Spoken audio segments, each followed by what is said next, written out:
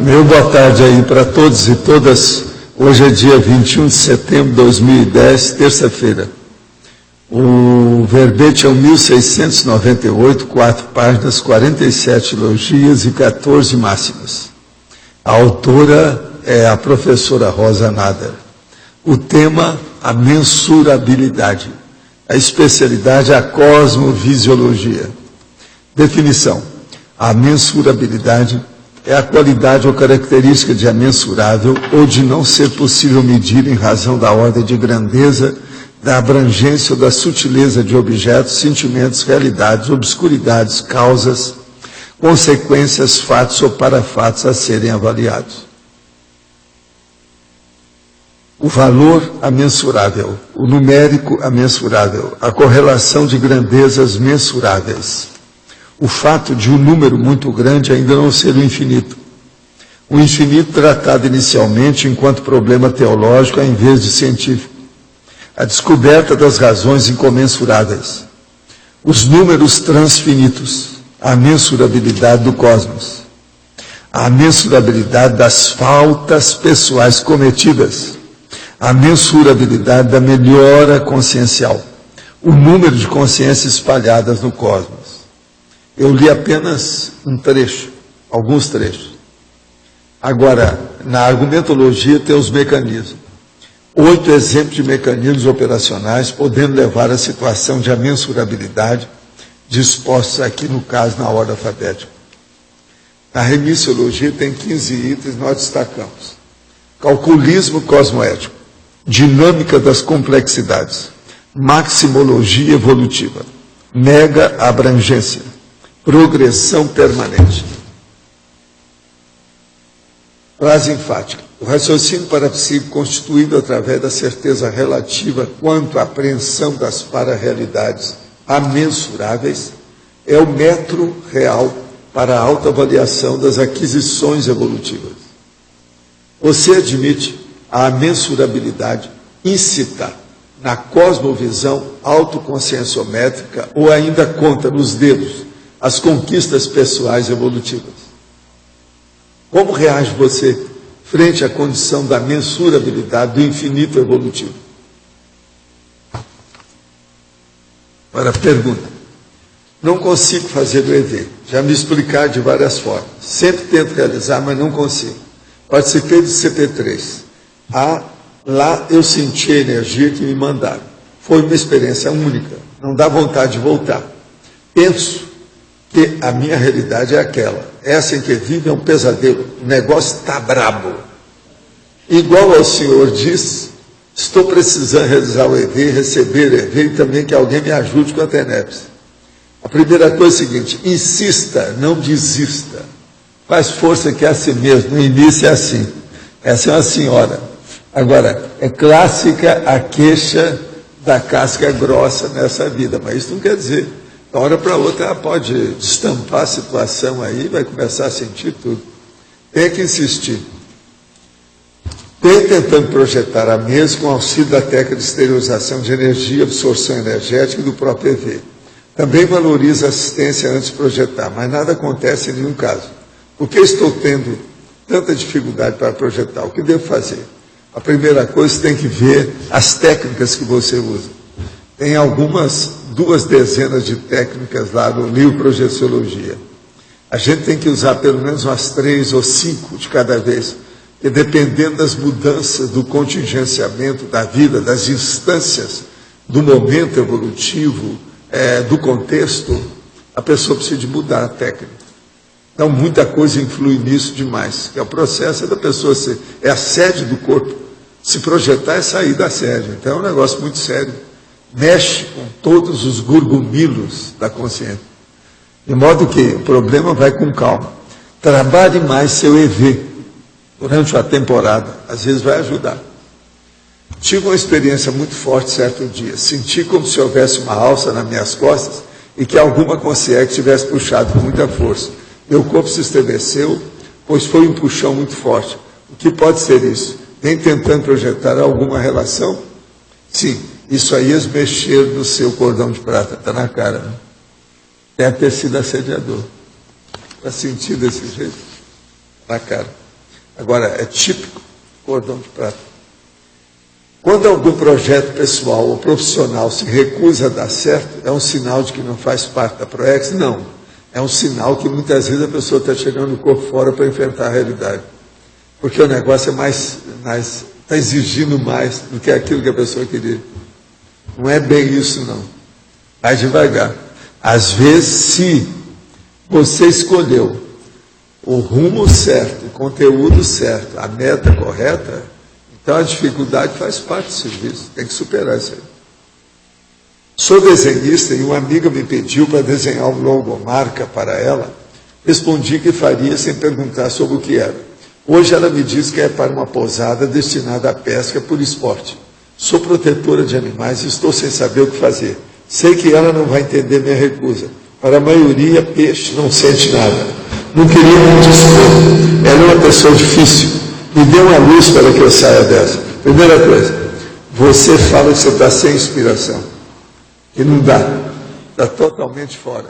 Mostre como se você tivesse doente. É uma saída, porque assim você não. É uma saída. Agora, se ela insistir demais, você abre o jogo. Eu quero dizer para vocês que hoje também é o dia da árvore, e o projeto Green Steps. As pontuações do projeto aqui no CEEC. 44 espécies diversificadas usadas no projeto. 483 árvores numeradas e georreferenciadas, é o GPS. 320 adotadas. 140 prontas para adoção. 6 empresas parceiras. Empresas parceiras, CEEC, Tertuliário. Consvita Consultores Associados, Traforistas Comunicações Limitada, BADSA Produções Sustentáveis Limitada, SBDG Turma de Foz do Iguaçu e Sanofi Aventes. Tudo está ajudando o processo do Dia da Árvore.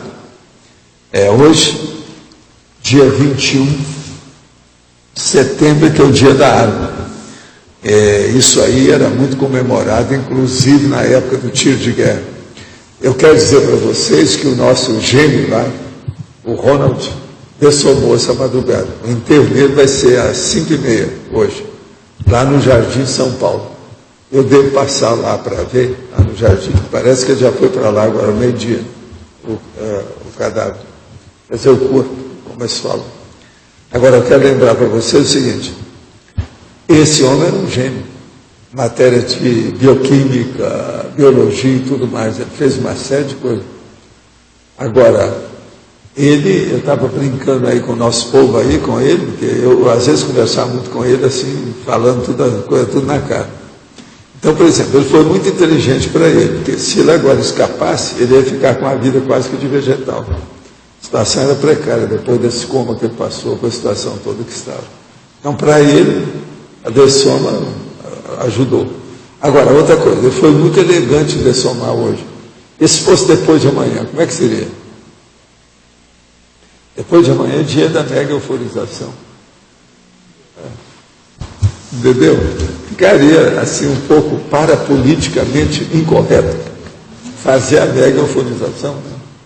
De modo que é muito inteligente as coisas dele nesse dia. Agora, ele era fora de série. Eu acho que era muito moço. Agora, o problema dele é que, de fato, foi violento. Né? Ele ainda andou um pouco depois que infartou. Isso aí é um problemão. Por isso que eu preciso de vocês todos saber. Começou a sentir dor. Eu tenho que falar isso aqui todo mês agora, que seria ideal. Sentir dor no coração, no peito, no ombro, no braço. Correndo assim, indo para o dedinho mínimo. Ou sentir coisa nas costas, dor nas costas, assim, na hora que a pessoa está fazendo algum exercício, é preciso de olhar, porque isso tudo pode ser infarto. Veja bem, dor aqui, atrás. Vamos entender. O dedo. São 5 lugares, mais ou menos, fáceis da gente guardar. Quando acontecer isso, a pessoa tem que parar e tomar uma atitude na hora. Não pode deixar. É muito importante o socorro imediato. Se deixa para depois, cria problema. De modo que a gente tem que falar. Eu já falei aqui nos dados aí, igual hoje eu estou falando de novo. O caso dele foi típico disso aí. Ele ainda fez algum exercício depois. Quando foi socorrer, o negócio já não dava mais. Essa dor nas costas é aonde que é o sinal? A dor nas costas ela é indefinida, mas assim, numa hora estranha. Outra coisa, 5 coisas que eu falei, pode ocorrer 2, 3, tudo junto. Entendeu? Agora, o povo, a tendência das pessoas é tirar o negócio fora do coração. Não, isso aqui, esse negócio que eu estou sentindo aqui no peito, não é do coração, isso é do estômago. Não, esse negócio do meu ombro, isso é bursite. É a minha posição na hora que eu estava dormindo. Você está entendendo? Todo o povo arranja desculpa para isso. E não é assim. Se te abrir o olho. Essa dor é forte ou ela pode ser branda? É sempre Não, forte? eu não estou falando a dor forte, porque essa dor forte a pessoa cai na hora. Essa é a dor branda. Estou falando é uma que é suave. Suave. Está só começando, ela fica forte depois. E a dor é aguda. Vocês olham bem, eu passei por isso. Mas como eu estava me formando em medicina, super atualizado com os casos, tinha vindo atendendo paciente na hora que me deu o negócio, que eu fui correr, fugir da tempestade, que o material estava pesado. Aquilo mexeu muito no meu organismo. Agora, a hora que me deu, eu senti tudo, mas foi bem claro, sabe? O negócio do coração passou, foi para o braço, foi para o dedinho. Opa, isso é infarto. Não tem jeito. Agora, como eu sabia disso, eu coloquei a nitroglicerina debaixo da língua e deitei e falei, chama os médicos para mim. Faça uma junta médica aí para me dar uma examinada. Mas e quando a pessoa está com o eletrodesforço atualizado, quando ela vem fazendo e não acusa nada, e sente algum tipo de... Quer dizer, poderia surgir esse tipo de dor sem na ter... minha esteira aeróbica, está falando lá assim, ó, bem claro, minha esteira ela é de profissional, que é essa Movement Technology. Lá está falando assim, você sentiu fraqueza, dores, tontura ou algum processo de respiração, pare imediatamente. Eles fazem isso, não é porque a pessoa está... Isso é porque pode ser infarto em cima da esteira. Eu já atingi gente com todas essas coisas. Eu, por exemplo, o infarto que eu tive, eu estava correndo da tempestade. Foi aí que me deu. Nunca mais eu corri na minha vida. Nunca mais. Desde 1960, nunca mais corri qualquer coisa. De modo que eu sou um cara que não tem medo, porque eu passei 50 anos sem correr de nada. Vocês estão entendendo, né? Essas 5 coisas é que é bom guardar. Eu tinha que estar conversando isso com o Eduardo e falei assim, o ideal seria você falar isso de vez em quando aqui. E a nossa turma não tem muita noção disso ainda não.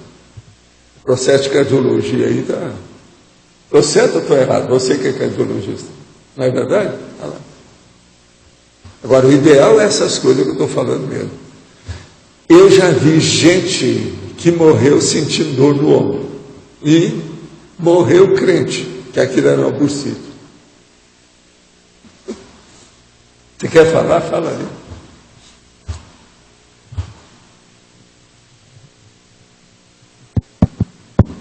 Eu cansei de atender paciente em casa, né, que eu atendia em pronto-socorro e fazia atendimento domiciliar com ambulância. Chegava lá, estava escorrendo o antiácido na boca da pessoa, a pessoa em parada cardíaca. Pensou que era problema de estômago, ligou para o médico mandou tomar um antiácido, ou mesmo até anti-inflamatório, certo? Pensando que é algum outro tipo de problema. Um perigo isso aí. Primeira coisa, tem que olhar o processo circulatório. Agora, eu sempre tive essas ideias, por isso que eu consegui também segurar uma opção de gente que estava na beira. Agora, os exames cardiológicos, Walter, tem tanto os testes falsos positivos, a pessoa faz o teste ergométrico, está positivo e a pessoa não tem nada. Existem os falsos negativos. Não, é o caso daquele meu amigo lá, de Copacabana, que eles me pediram lá para ver um caso dele. Lá uma vez eu vi. Ele estava bem, eu falei assim, mas você tem que fazer um check-up sério, geral. Antes de você fazer essa viagem, você vai fazer. Ele ia fazer uma viagem com os advogados, uma opção de gente lá, um negócio sério, o sindicato. Então, o que você faz? Ele fez o negócio, mas de qualquer maneira, o check-up dele. Ele viajou, no primeiro dia de viagem, ele morreu. Um infarto. Assim. Aí a turma toda do sindicato, eu falei, eu avisei para vocês, tinha que fazer um negócio sério. O que é que vocês fizeram? Levaram no bico?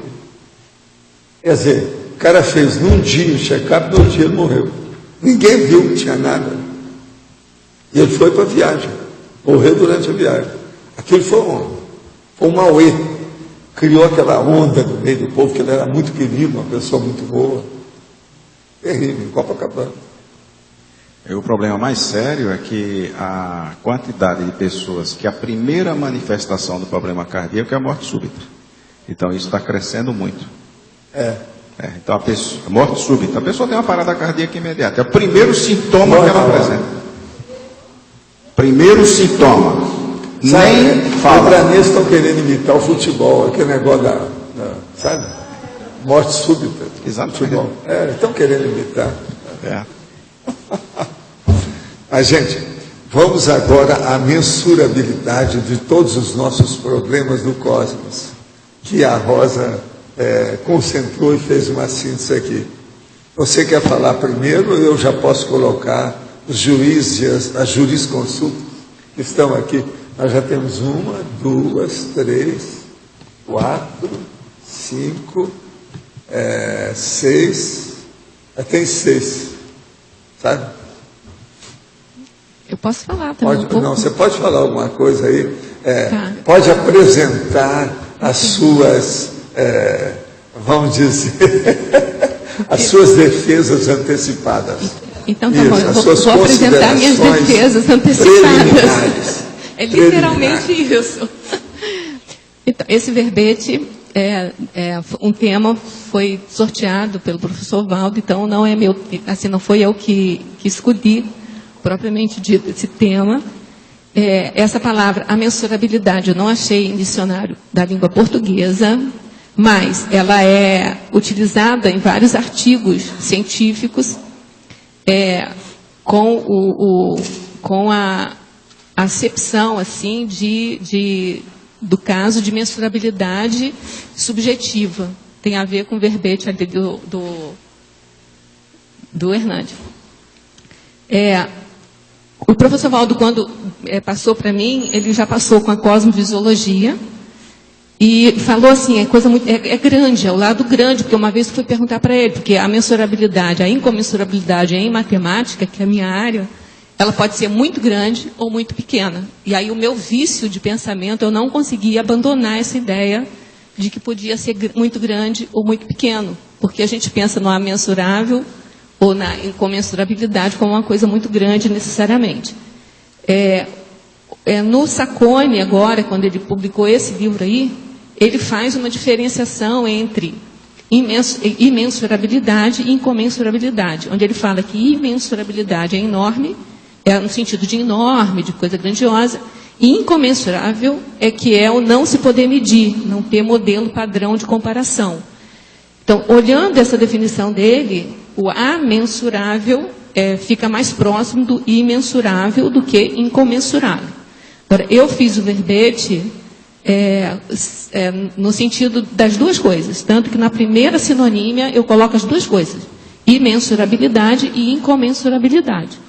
Então, assim, o verbete foi feito assim, partindo da fatologia, botando tudo que eu pude, eu acho até que eu exagerei, assim, olhando hoje, assim, para trás, assim, mas, enfim, eu coloquei, assim, vários empregos aí da situação, da mensurabilidade, da incomensurabilidade, da imensurabilidade, e depois, quando foi no detalhismo, que eu comecei a dar a virada para a questão mais consciencial, assim, quer dizer, na parafatologia também, mas o sinergismo, quando chegou aí no sinergismo recurso mental, recurso parapsíquico, que aí eu acho que eu consegui fazer a ponte, assim, para a ideia da cosmovisiologia mais ligada à conscienciologia. E na frase enfática, depois, se alguém perguntar, mas aí já vou falar de uma vez. Esse raciocínio parapsíquico aqui foi uma experiência que eu tive no acoplamentário, já tem bastante tempo. Esse verbete aqui, quando o professor Valdo me deu, foi em 2007. E essa experiência foi bem antes disso, que eu tive uma experiência, assim, de ver a consciência, assimilar, como que eu vou dizer, incorporar, não é incorporar, ir para dentro. O epicom lá é assimilar a consciência, eu vi ela entrando e depois eu vi saindo. E aí vem uma coisa assim, isso que é raciocínio parapsíquico, você não precisa de medir nada, você tem certeza absoluta daquilo, Alguém pode falar com você o que você quiser, que você está variando e que você sabe que aquilo aconteceu. E aí a impressão que me deu na época é que eu tinha que fazer um trabalho sobre raciocínio parapsíquico. Eu comecei a trabalhar, mas não chegou a lugar nenhum, eu não consegui desenvolver isso, porque eu não tinha tanta experiência assim. E aí quando veio esse verbete, na hora da frase enfática, ele saltou assim da minha mente, e aí eu coloquei aqui, né, como o metro, né, das medidas da apreensão da para-realidades amensuráveis. E aí agora eu tenho que ver, que eu acho que tem muito a ver essa ideia com a objetividade subjetividade objetiva, não me lembro mais qual é, que aí eu tenho que ver assim, se eu substituo alguma dessas referências aqui por esse verbete, que eu acho que tem tudo a ver com essa ideia. Então, essa foi a minha defesa prévia. Então, Kátia, faz favor. Sobre a frase enfática, né? Então fala. E esse raciocínio aí parapsíquico. Você poderia falar um pouco mais disso? Posso sim. Aqui, ó, ele está falando, vou ler então a frase enfática. O raciocínio parapsíquico, constituído através da certeza relativa quanto à apreensão das para-realidades amensuráveis, é o metro real para a autoavaliação das aquisições evolutivas.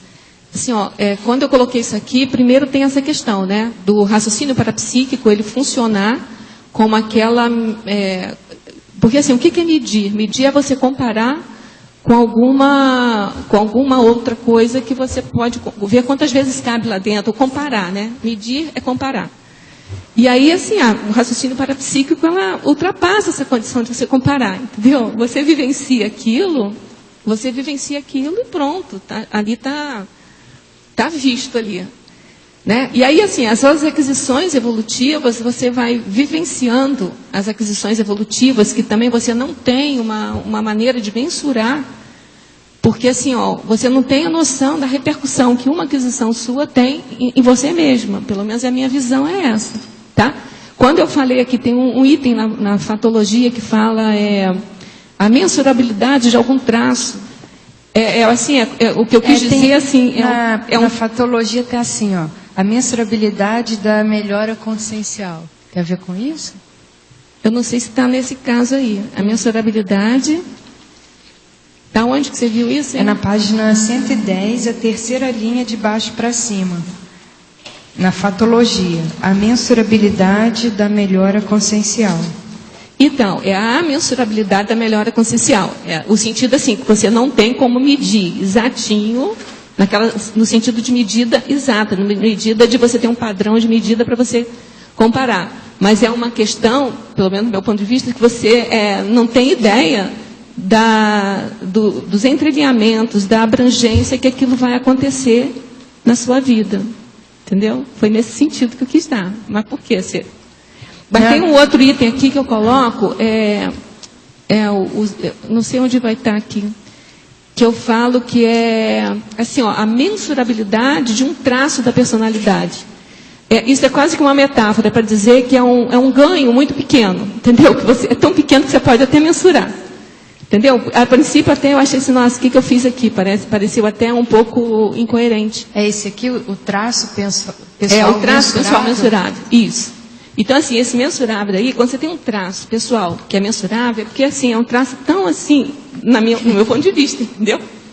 É tão pequeno, tão finito, que você pode até dar uma avaliação. Mas, assim, na realidade, cada conquista sua, ela tem, assim, é exponencial a reação daquilo, sabe? Ela tem um efeito halo, uma coisa, assim, bem... Na página 111, Rosa, em sindromologia, e tem assim, a síndrome booleana. Essa síndrome é uma síndrome que eu peguei lá do Homo sapiens pacíficos, que eu acho que encaixava aqui. Que eu vou ler para você direitinho como é que está lá. Que trata-se de representar... A síndrome booleana é quando você... Trata-se de representar o contínuo apenas pelas extremidades. Consiste em dividir a série inteira de opções exaustivamente em dois extremos. Depois de insistir na escolha, ser feita entre um ou outro extremo, sem levar em conta as demais alternativas, com os béis mentirosas. Então, essa síndrome, porque a álgebra booleana é aquela álgebra que é toda construída em 0 e 1. Então, você só tem 2 algarismos, né? Algarismos. E aí, essa síndrome booleana é você vivenciar em 2 polaridades. Entendeu? Mas não é minha criação, não, é da... Tá bom. do paciente. Obrigada. Mas olha, nessa bibliografia, o autor aí, o idem, que é o autor aqui é o idem. O idem é o autor do Homo sapiens. Está faltando essa... Mas olha, está faltando um espaço. Tá? No início, só tem um espaço, são 2. Eu vou colocar, eu já anotei. Tá. Não, e está faltando também o Pacíficos aqui, que a minha amiga já falou. E tem um outro livro aqui também que eu quero colocar. Depois eu vou encaminhar. Eu vou falar com a Deusa Mulher. Agora nós vamos ouvir a Adriana. Rosa, na masculinologia, você colocou aqui 2 personalidades, né?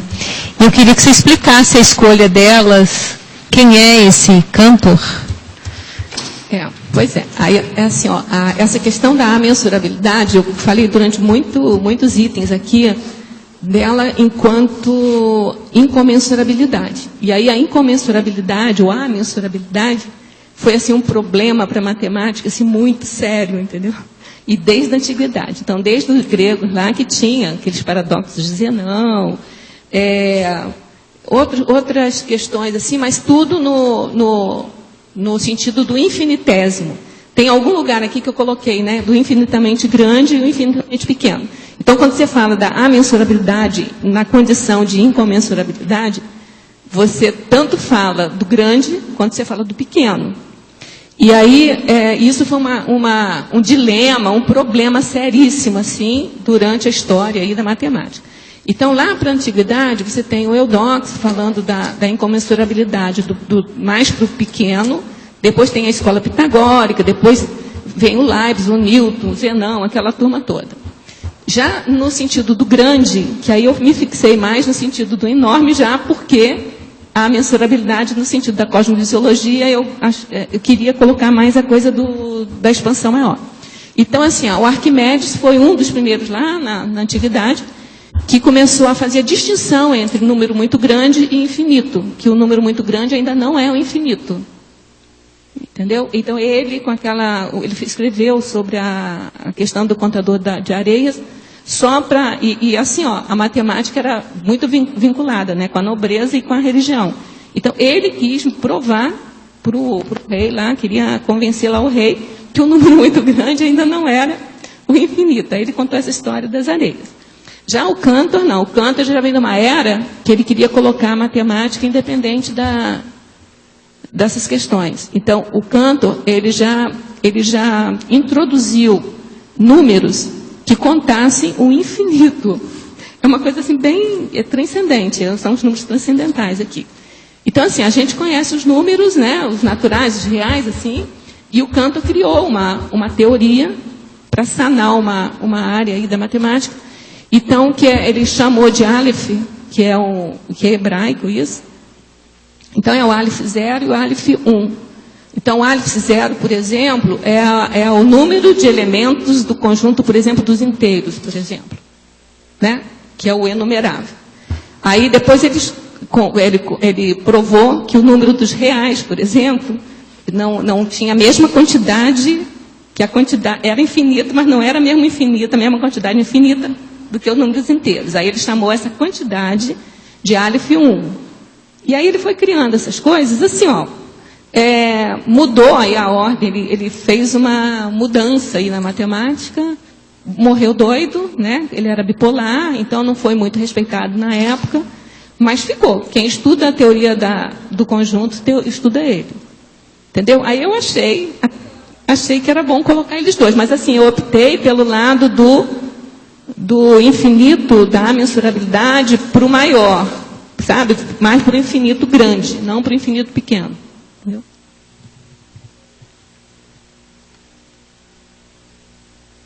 É a sua vez agora. Rosa. Puxa, eu achei muito interessante essa parte que você coloca a autoconscienciometria, as metáforas. Achei bastante pertinentes aí essas duas metáforas. E eu estava até pensando nessa questão quando você coloca aqui do recurso básico propulsor da autoevolução está no esforço da automensuração, né?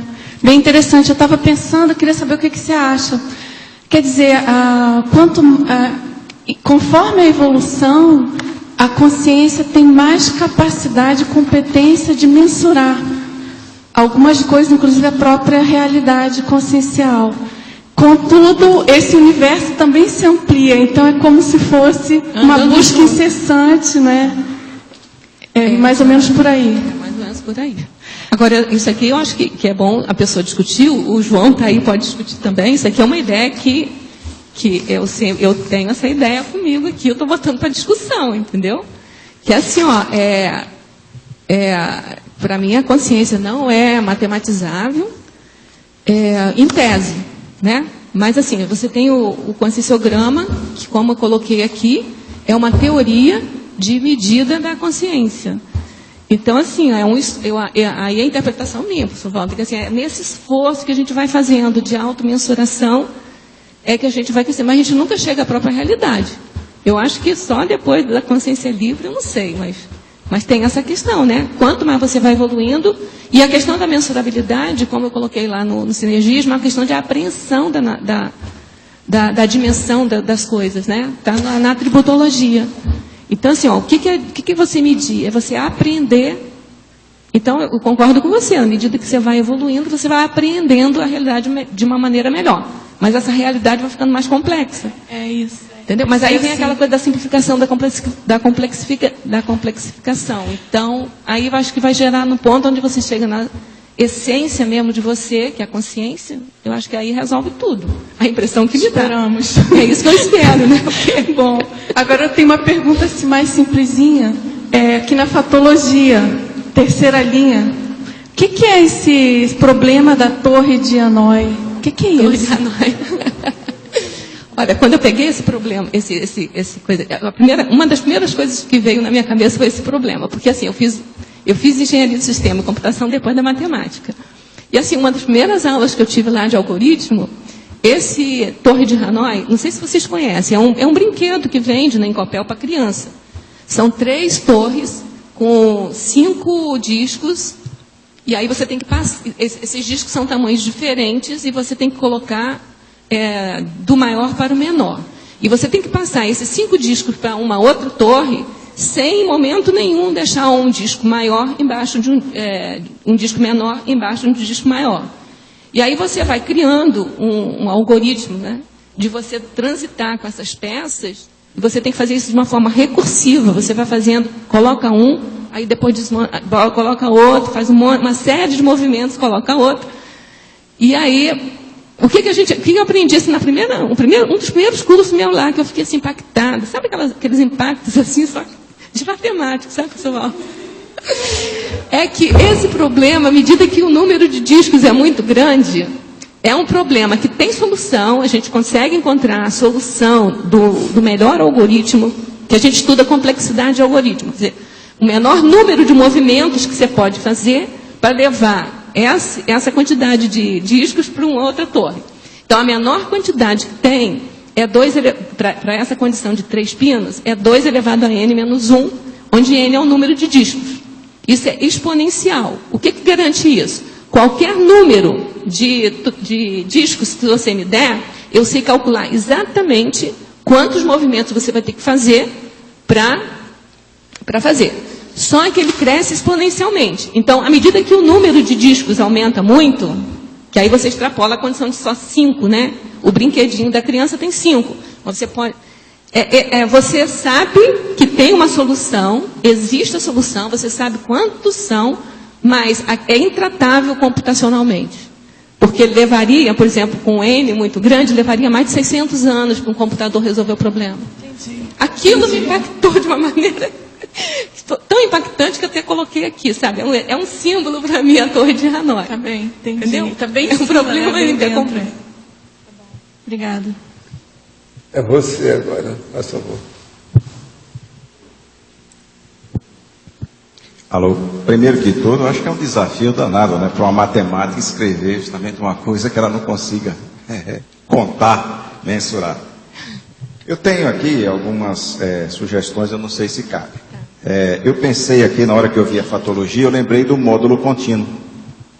Certo? Eu acharia interessante colocar isso. É bem lembrado. Um outro aspecto que eu pensei aqui na hora, que foi aí uma mega pensionologia, que é ligada à questão da matemática, que eu não sei se também é válido, colocar aí o seguinte: probabilidade, a incerteza mensurável. Certo? Porque você, pelo menos, você calcula a probabilidade, mas aquilo dali não é uma certeza. Eu pensei nisso. Você falou que é probabilidade? Incerteza mensurável. Um outro aspecto aqui que eu acharia interessante entrar, certo? Quem está falando aqui de grandeza, mas de uma grandeza lá para frente, né? Eu estava pensando também para trás. Então, a nanotecnologia... Tem algum lugar, tem aqui. Tem aí que eu não cheguei a ver. Tá, eu acho que na antagonismologia, quer ver? No antagonismo. Eu acho que tá, deixa eu ver.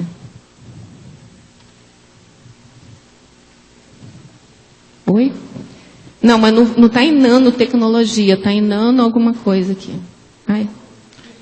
Também se não, tem nanomania, mas tem uma outra coisa que eu vou ter em contraponto aí. Eu estava lendo hoje. Mas eu vou anotar aqui, depois na hora se eu achar eu te falo. Perfeito. Quer dizer, no momento que eu percebi mais era isso aí, as outras perguntas aqui, que dúvida, né, que eu também não conhecia aqui o problema da torre de Hanoi, pelo menos já foi aí esclarecido, que não é da minha área. Essas já cresceram, isso aí de criança. Já estou para lá, meu problema é outro. É que cada um vai colocando as suas experiências pessoais, e O minhas processo experiências são infantil. essas. Agora, eu achei interessantíssimo aqui essa parte que já foi também mencionada, né, que é relacionada à questão da conscienciometria, certo, das metáforas, e também aqui esses 8 mecanismos aqui que foi apresentado aqui na página 111. Eu achei aqui bem preciso, principalmente essa questão aqui da repetibilidade, né, a dízima periódica. Isso aqui mostra também que dentro da matemática, certo, a imprecisão, né, precisa. É uma incomensurabilidade, na verdade. Exatamente né? isso. Isso deu até morte no passado, sabe?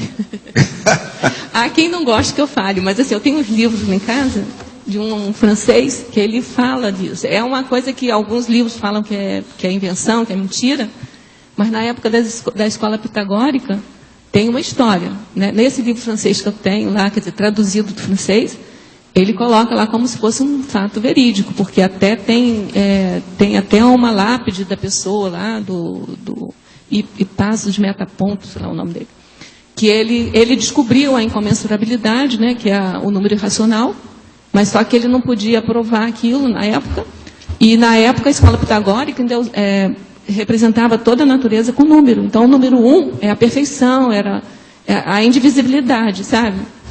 E aí, como ele não conseguiu, então parece que houve um acidente proposital com ele. Mas, enfim, isso é algumas pessoas acham que isso é uma história, que não aconteceu, outras acham que sim. Mas, de qualquer maneira, esse problema perdurou até agora, até o século passado, e não está totalmente resolvida essa questão assim, da mensurabilidade matemática. Né? Perfeito, gostei muito. Olá, professora Neida. Aqui no ar, eu acho que você já explicou na página 111, síndromologia. Eu não entendi bem a síndrome booleana. A síndrome booleana. Posso. Olha só, a síndrome booleana. Existe uma coisa. A booleana é quando você trata todo o registro numérico com 2 algarismos só, o 0 e o 1. Isso não é matemática. Né? A álgebra booleana é toda resolvida, toda construída com 0 e com 1, ou com qualquer outro 2 caracteres qualquer. Mas, assim, os representantes oficiais é o 0 e 1.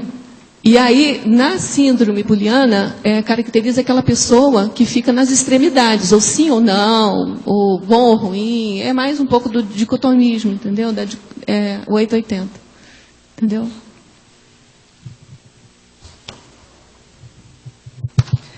parabéns pelo verbete, né? Eu estou achando assim que foi uma sincronicidade muito feliz, né?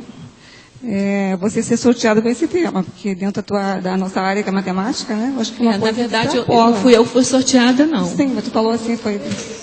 Não, o sorteio foi com uma pessoa acho que não pegou e eu peguei. Ah, bom. Mas de qualquer maneira, não, foi, professor foi Valdo, feliz. não foi sincronicidade, não. Foi o professor Valdo depois que me deu. Eu não sei se ele lembra disso, mas enfim. Oi. Tinha sido Não, e sorteado outra com uma coisa, pessoa. você está usando as minhas coisas, né? Um dos argumentos mais sérios que você tem aqui, você está usando justamente esse da metáfora. Eu mas já sabe uso que isso há muito tempo, eu já penso Mas nisso sabe há o que eu muito fiquei tempo. pensando, professor Valdo? Eu fiquei até uma noite sem dormir, assim, que vão ficar chateados, porque eu falei que isso é uma metáfora, mas para mim é uma metáfora. Porque, assim, uma das primeiras coisas... Mas é uma metáfora Metáfora didática, daquelas técnica. que eu falo aí para vocês. Mas, assim, até que ponto, entendeu? Falar que é metáfora. Eu nunca vi o senhor falando que isso é uma metáfora. Então, assim, eu me lembro, a primeira pergunta que eu fiz quando eu cheguei aqui, uma das primeiras, professor Valdo, como é que o senhor mede esse negócio das falhas e da... Entendeu? Porque tinha uma metáfora aqui que eu não consegui... Eu tirei daqui... Sabe, uma metáfora que eu tirei daqui, que estava aqui, mas eu não tinha como comprovar que isso eu tinha escrito. Mas que a gente ouve, aí eu tive que tirar. Que é aquela assim, que os amparadores perdoam a gente 3%. Isso, para mim, eu falei assim, essa para mim essa para mim eu tinha colocado assim, que era a questão de dele ter compreensão com o nível evolutivo da gente. Agora, até e não certo se compliciar com a gente. É uma metáfora perfeita. equivalem ao peso do perdão. É o peso dele.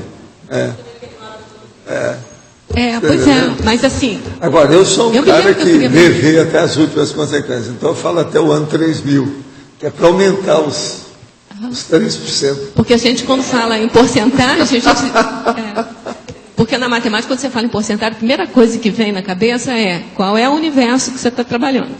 Né? Você tem que ter o todo para você fazer a proporção. E aqui, o universo é mensurável. Então, como é que você fala de proporção, de porcentagem, no universo é mensurável? Aí certo. que eu chamei O pior de da história é que eu estou certo.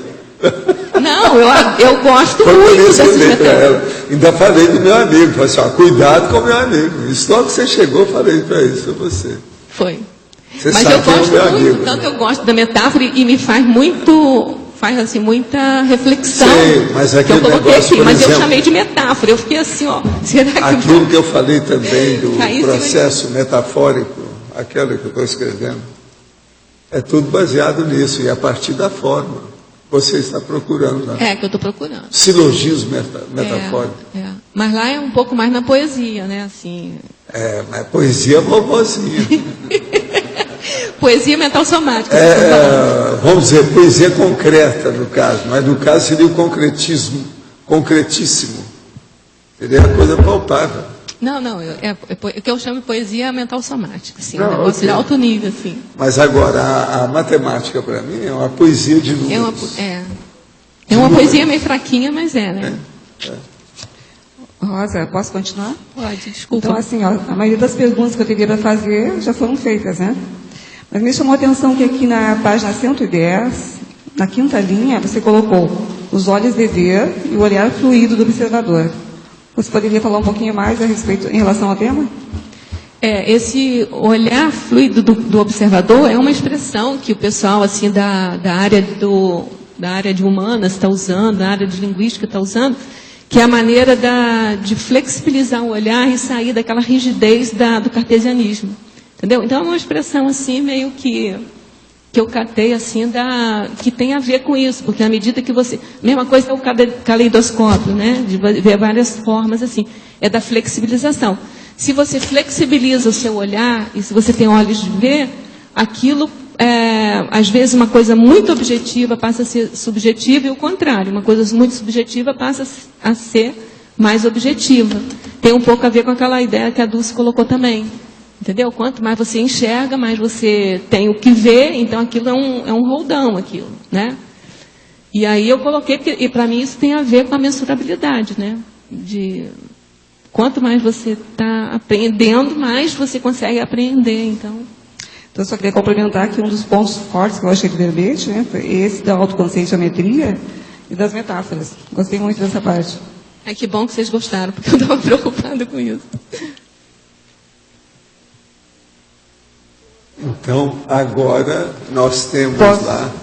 Rosa, eu queria que tu comentasse o sinergismo recurso mental, recurso parapsíquico. Então, esse sinergismo aqui, olha, eu pensei nele porque, assim, ó, o recurso mental é no sentido de você apreender do ponto de vista das suas sensibilidades físicas, né? Por isso é mental, assim, no sentido de você usar o cérebro. E o recurso parapsíquicos é quando você utiliza a apreensão por esses atributos parapsíquicos que vai além, que vai para o paracérebro. Então, para você pegar essa questão da amensurabilidade e levar do intrafísico, da questão de medida, de comparar, para a questão da autoconsciencialidade, eu achei que esse sinergismo aí poderia dar o tom aí do verbete daqui para frente. Ficou claro? Teria duas sugestões. Uma delas, não sei se na fatologia ou na numerologia, apesar de que a numerologia já está com 7, né? Seria o termo incognoscível, porque incognoscível. Tá.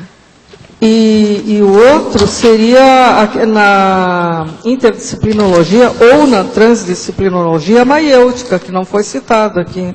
Eu não sei se tu consideras a maiêutica dentro disso aqui. O próprio termo esse incognoscível tem a ver com a maiêutica, né? Eu vi que esse aspecto não foi abordado dentro do... Tá bom, eu vou pensar mais, tá? É isso aí. Agora... Arlindo quer falar sobre a maiêutica e a mensurabilidade? Agora aqui, deixa eu só ler isso aqui. Que verbete. Tem 5 exclamações. Eu acho que a mensurabilidade do verbete é justamente o conforme matemático cosmofisiológico a respeito da abordagem do assunto. O senhor que acha? Enquanto estava lendo o verbete, pensionizava na lateropensenidade como facilitador, de alguma maneira, da mensurabilidade nas conclusões, a ilação ou associação das ideias, o acesso à ideia original. Pensionizava também na mensurabilidade da hora certa da consciência, na descoberta e compreensão da cosmoética. Os resultados inavaliáveis por parte do assistente do evoluciente ou assistido, quando ele responde a toda a assistência da mega fraternidade fornecida, por exemplo. E por aí vai. Quanta falta faz para todos nós os trabalhos cosmoéticos, mentais somáticos, como são esses, as verpons ao vivo. Isso aí é que é o seu verbete. No Manual da Dupla Evolutiva, no capítulo 1, Teática da Dupla Evolutiva, na definição, por que motivo você não delimitou o relacionamento da dupla como sendo afetivo sexual? E o que exatamente quis dizer com a característica do componente do casal íntimo ser, até certo ponto, um objeto compartilhado? O problema todo é o seguinte, eu quero dizer o seguinte, dupla evolutiva significa que a pessoa está fazendo assistência, antes de mais nada. Não é só assistência para si, mas para a outra pessoa. O verdadeiro componente da dupla evolutiva, o parceiro ou a parceira, o duplista ou a duplista, ele tem que pensar, ou ela tem que pensar que está ajudando a outra pessoa. Isso é que é a evolução. Então, o processo, por exemplo, aí não é apenas afetivo, sexual. O problema é de discernimento mental somático para ajudar a pessoa naquilo que ela precisa. Porque o processo de sexo é um problema do corpo humano. Problema afetivo. A maioria dos processos de afetividade diz respeito à psicossomaticidade, que ainda é muito instintual, é um processo de bicho. Então, o problema da dupla evolutiva transcende isso aí. Já entra na amensurabilidade da convivialidade. Então, isso tudo muda. É isso aí que nós queremos chamar a atenção. Agora, é um objeto compartilhado, a condição toda faz parte da pessoa, devido ao problema da evolução. Um ajuda o outro. O senhor poderia colocar algum dos seus livros disponíveis para download no site da Conscienciologia? Não seria essa uma ótima forma de assistência ao teletertuliano? Isso aqui já, eu acho que é o 3º ou 4º que pede esse ano. A turma tem que colocar isso lá, né? Vamos ver o que eles acham aí. O processo é de editar, eles ver o que faz. Eles já vão colocar, já tem alguma coisa da nosso, né?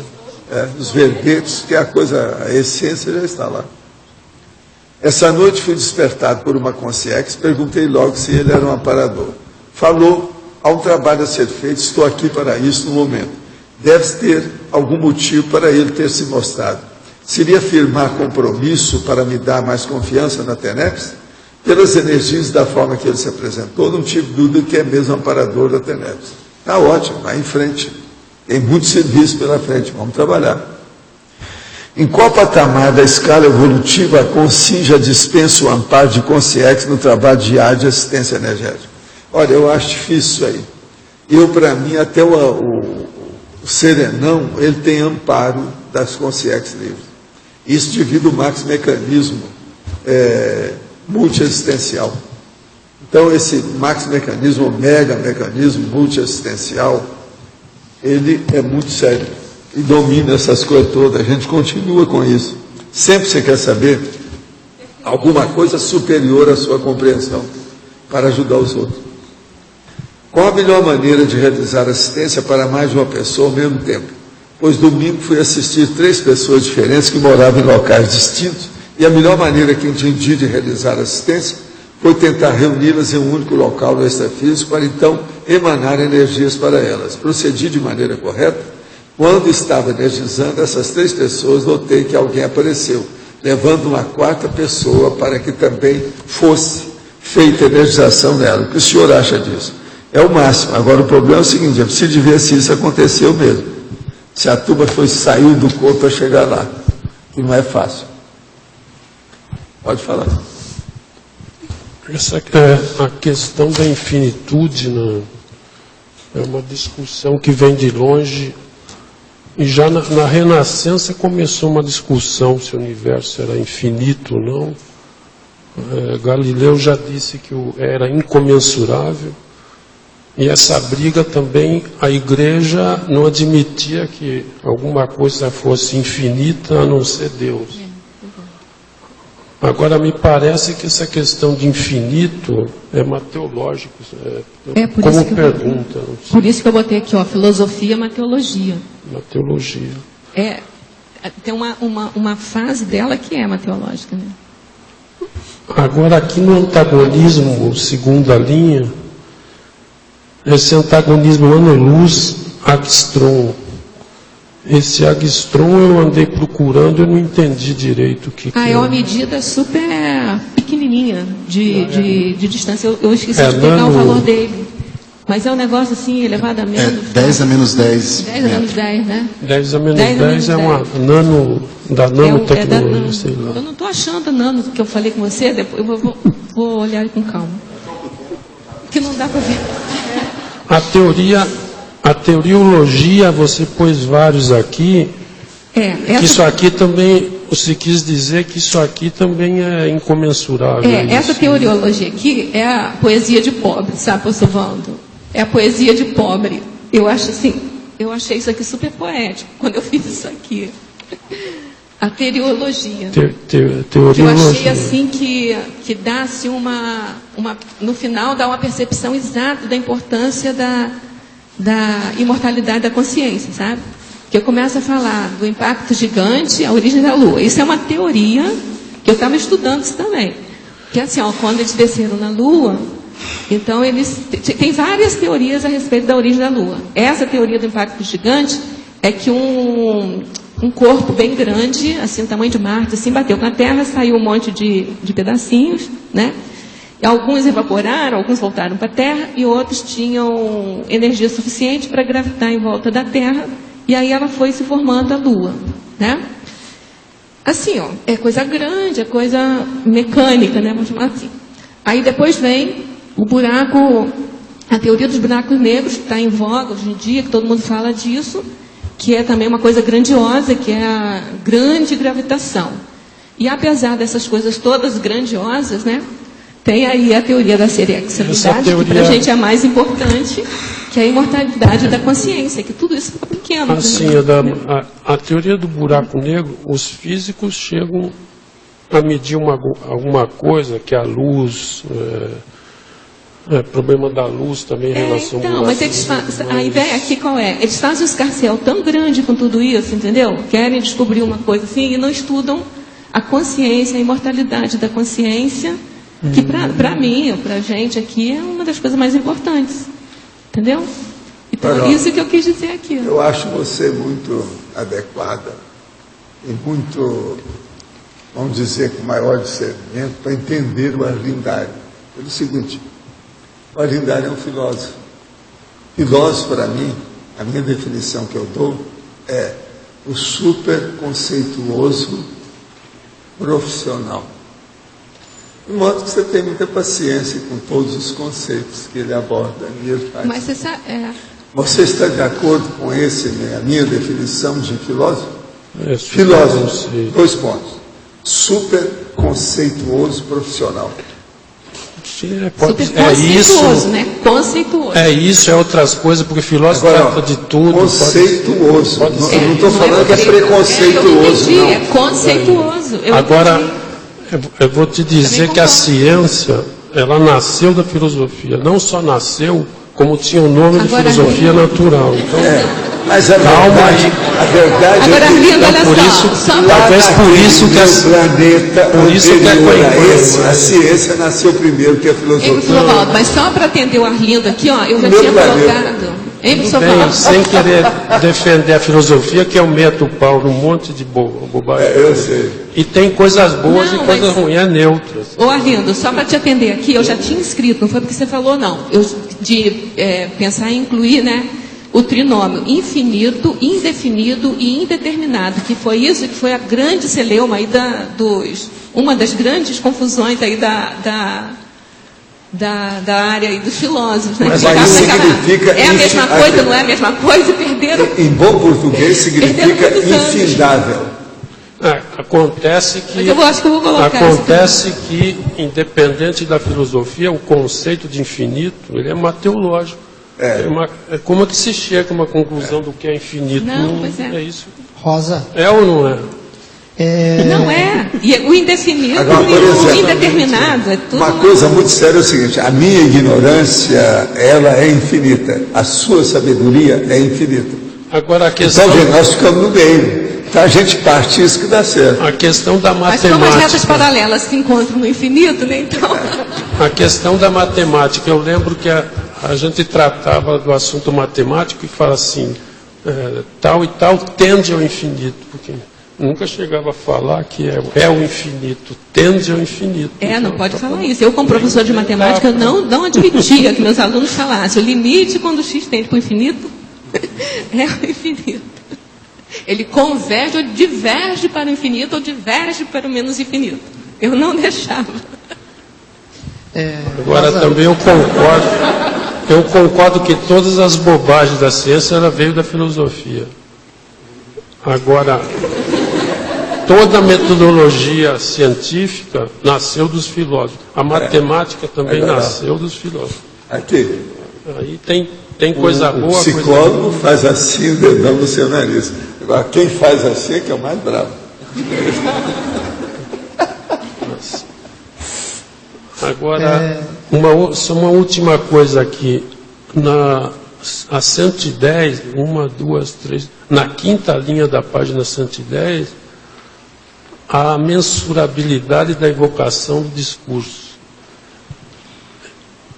A evocação do discurso como o que você exatamente Isso é um pouco de quis clichê dizer, que eu peguei assim também do que o pessoal anda falando, sabe? A invocação do discurso, assim. É quando você fala sobre alguma ideia, sobre alguma questão em discussão, aquilo que você coloca, ou escrito, ou falado mesmo, você não tem, assim, você não consegue mensurar, ou não consegue mensurar a irradiação, a repercussão que aquilo dá. Entendeu? Até onde vai. É mais ou menos aquela questão do livro, né? Cadê seu livro? Você não tem ideia de onde é que a repercussão daquilo que você escreveu vai chegar. Agora, a última coisa aqui, agora é filosofia, o chefe vai gostar. A matemática, ela trata do incomensurável. Ela trata. Porque assim, eu normalmente, as pessoas falam que matemática é ciência exata, né, e tal, e eu não acho que seja tão exata assim, exatamente porque ela trata dessas questões. Agora ela simplifica muito, né? Não, entendeu? ela é obrigada a tratar Ela é do obrigada. imensurável para poder falar no mensurável. Agora eu Senão, coloquei aqui. se ela não mostrar o contrário, ela não pode tratar do Agora eu fiz mensurável. questão de colocar aqui Não, a eu minha também pus como mega pergunta, pensene, o meu mega pensene que eu coloquei aqui, a mensurabilidade falha matemática, isso aqui foi de propósito para implicar com Descartes, com outras pessoas Agora- que achavam que a matemática, entendeu? Era muito. Dava Isso. conta de Descartes, É que achava que a matemática não dava tem conta falha. do mundo. Você Hã? está mostrando que ela tem falha. Em cima disso, Descartes e o Pitágoras também, que achava Em que a cima matemática disso, dava conta é de como tudo. Aí eu falei assim, não, falhou. Aí eu fui pesquisar, tem uma frase do professor Valdo, num verbete conscienciês, que o senhor usa, que a matemática, física e a astronomia, astronomia falham em relação ao conscienciês. Achei isso outro dia, mas quando eu fiz esse mega pensei aqui, eu não pensei não tinha visto a frase. Só que aí eu fui procurar, né? Porque eu estou procurando tudo para me justificar aqui. Aí eu achei isso. Eu falei, oh, bingo! então a última coisinha, agora é a última mesmo. Esse verbete aqui, ele é matemático ou é amatemático? Sei lá, Aí depende, pergunta, ó, eu não o sei. Kant- Ele é matemático, filosófico, consciencial. Mas o que o Cantor fez? O Cantor, ele materializou o infinito no Aleph 0 e no Aleph 1. Então, para ele, infinito é número. Entendeu? Tem até operações. Aleph 0 com Aleph 0, da Aleph 0. As operações são totalmente diferentes da aritmética que a gente conhece. Mas ele criou até uma aritmética para os números transfinitos. Então, assim, ó, depende de onde você, Então, de eu qual acho teoria que você vai estar. Eu acho que ele é matemático. Eu também acho. É um elemento Agora, matemático. seria bom a gente falar para a turma do Enem não ver a tertúlia hoje, né? Os teletertulianos do Enem. Vão perder tempo. Rosa, Não liga para cá, não, que não dá. Vão perder tempo. Quem é que está com o microfone agora? É você.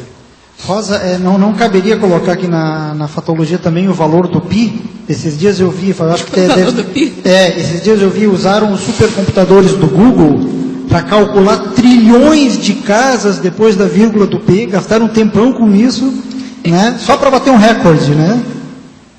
Mas assim, ó, o valor do pi, o valor da raiz de 2, tudo isso. Esse é o fim da picada. Da picada, né?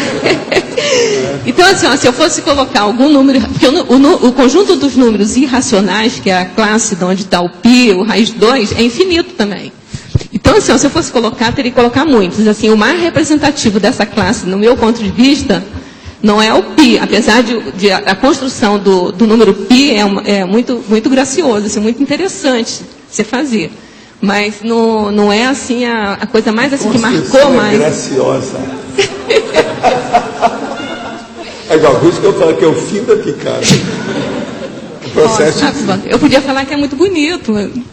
Mas assim, é porque você trabalha isso com criança, é muito bonitinho você ver a criança chegar à conclusão do valor do pi a partir de usando barbante, Vocês usando. estão rindo, mas eu assino tudo que ele está falando. Não falou besteira nenhuma até agora. Rosa, então não caberia colocar, em vez do pi, isso que você falou, o conjunto de números irracionais. Eu não sei como é que qual é a definição, mas você falou que é um conjunto que caberia isso. Mas olha só, eu vou pensar, mas assim, não é só ele que é irracional. Mas vamos ver. Não, você entendeu a ideia, né? Entendi. Tecnicamente, eu não sei qual seria a melhor abordagem. Na página 110, na primeira linha, você pode explicar melhor aqui o que você quis dizer com o duplo aspecto do infinito? O duplo aspecto do infinito é infinitamente grande e pequeno, não é isso? Tem dois o próximo pontos. item? Qual é a... É isso mesmo, o duplo aspecto, infinitamente grande. Tem dois pontos, o infinitamente grande e o infinitamente pequeno. Na verdade, assim, ó, tem vários aspectos do infinito. Esse aqui está meio reducionista à matemática. Porque assim, o infinitamente pequeno é porque assim, a ideia que você tem quando você fala em infinito é de você achar tudo muito grande, né? Por causa da ideia religiosa que a gente tem de confundir infinito com Deus, né? Não é confundir, foi inculcado na gente que o Deus é infinito, aquele negócio. Então a gente assim, falou infinito, você acha que é muito grande.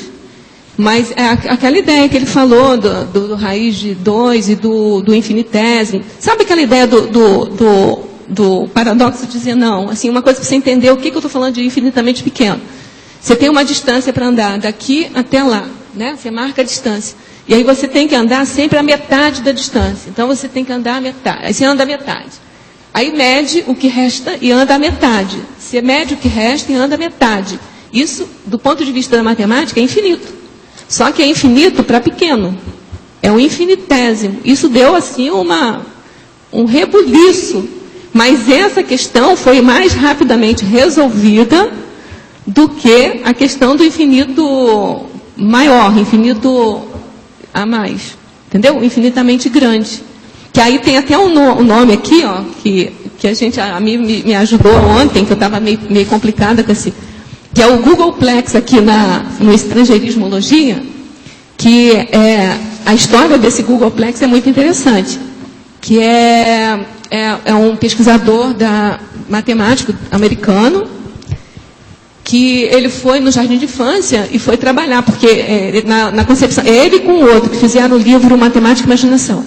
E aí, na concepção deles, até os grandes cientistas confundem o infinito com um número muito grande, entendeu? E aí ele foi para o jardim de infância e trabalhando com o negócio de quantidade de chuva, de pingos de chuva. Ele foi trabalhando com as crianças e as crianças conseguiram entender que um número muito grande ainda não é infinito, criança de jardim de infância. E aí ele pediu o sobrinho dele para pensar no número muito grande, e ele pensou no número com muitos zeros, e aí pediu para pensar no nome para esse número. E o garoto falou alguma coisa lá que ele entendeu, interpretou como Google. Entendeu? E aí tem até uma história, né, que esse Google, que a gente conhece aí desse site de busca, é uma escrita errada desse Google, que é o número da... Então, assim, ó, isso mostra que é compreensível um número muito grande ainda não ser infinito. Agora, nesse aspecto, quem tinha razão é meu amigo. Qual amigo? Eu vou te provar por A mais B matematicamente. Primeiro, tem que haver um conceito virtual, tá certo? Que hoje está na moda. Né? Segundo, tem que ter um conceito material. Então, veja, ler. Oi é o virtual, ler é o escrito. Olha, essa você nunca tinha pensado. Pois é, por isso que meu amigo é fora de série. Já alguma coisa já sintetiza isso tudo. Tá outra coisa que eu comentei com o professor Valdo antes de começar aqui, é que estudando para entender o meu próprio verbete aqui, eu encontrei uma referência ao Euler como ele tendo sido importante na matemática, como se fosse um pivô, assim, um demarcador da matemática na época dele, para erradicar a ideia religiosa do infinito. Foi. E aí ele foi um divulgador, não foi ele que inventou o símbolo do infinito, todo mundo sabe qual é o símbolo, né? Que é aquele, o 8 deitado. Não foi ele que inventou, mas ele que ratificou, que impregnou aí a ideia. Ele divulgou o processo. Que divulgou, antes dele, e ele foi dele. responsável. Por isso que eu falo para você. Apesar dele... pode ser. Agora, veja bem, se você pegar o nome dele, mostra a nossa realidade hoje na Terra. Euler. Ou então, eu ler, né, professor? É impressionante isso. Rosa, continuando aqui na 110, essa patologia é a quarta linha de baixo para cima. Aí você tem a amensuralidade das faltas pessoais cometidas. E logo no final dessa, né, a repercussão da gratidão e a dimensão do amor. Eu quero te dizer assim que o verbete como um todo eu achei ele muito expansionista. Assim, lendo e percebendo, foi essa a sensação que eu tive, né, desse expansionismo. Aí você comenta um pouco para nós sobre essas faltas e sobre essa dimensão do amor. Nesse sentido, assim, primeiro que como é um sentimento, né? Então, assim, essa questão da mensurabilidade não é uma questão quantitativa, né? É uma questão qualitativa. Então, quando você fala em elementos mensuráveis, normalmente você quer falar da pesquisa quantitativa. quando você fala das questões não mensuráveis, você está falando está dando um tratamento da pesquisa qualitativa. Então, quando eu falo da repercussão do perdão, do amor, das faltas, assim, é a repercussão, mas é uma pesquisa qualitativa. Não é possível você fazer uma pesquisa quantitativa. O que você pode fazer são metáforas, entendeu? Achar que você pode errar mais de 50% do que errar menos, né? De 50% acertar mais. Mas aí, assim, é uma metáfora para você saber que você tem que acertar mais do que errar. O 0% de erro é procurar não errar. Entendeu? Mas, assim, como é que você vai calcular isso? Aí é a mensurável. Entendeu? Muito bacana. Rosa, fala.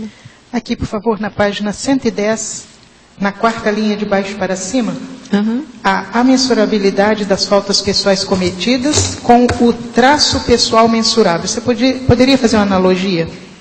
Pois é. Quando eu li isso aqui, sabe, depois de muito tempo, eu fiquei assim, gente, será que isso aqui é uma contradição e tal? Mas aí eu raciocinei bastante em cima do que eu tinha escrito aqui. Então, assim, quando eu falo dos traços mensuráveis, é também no sentido um pouco metafórico, sabe? Porque o traço pessoal é também subjetivo. Então, assim, a pesquisa é mais qualitativa do que quantitativa. Mas, assim, você dizer que é mensurável, é como se você dissesse assim, é muito pequeno. Está muito incipiente ainda, entendeu? Então, quando você fala dos traços mensuráveis, é aquele traço ainda que está bem ainda no começo do desenvolvimento, mas é importante. Não é desimportante por causa disso, não. É daí que você começa mesmo. Agora, o outro é a mensurabilidade das faltas pessoais cometidas, não é isso? Então, é porque você comete uma falta, é aquela ideia de você não tem noção da repercussão que aquilo pode causar.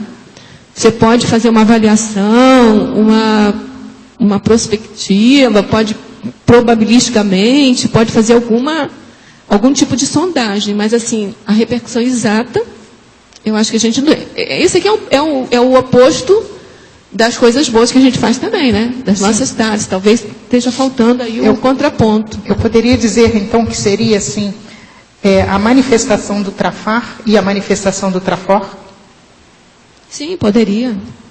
A manifestação do Trafor e a manifestação do Trafar é também uma avaliação qualitativa, porque como é que você sabe que aquela manifestação foi melhor ou foi pior? Você compara com o outro, mas não é uma comparação por medida. Assim, você não tem uma unidade de medida fixa que você vai comparar quantas vezes cabe ali. Sim. Você compara se você melhorou, se você piorou. Através dos resultados, então. É um tipo de resultado, é um tipo de comparação, mas na minha avaliação ainda não é medida, nesse sentido de mensurar ainda. É uma mensurabilidade... tem aqui um termo lá em algumas questões nossas lá de algoritmos, né?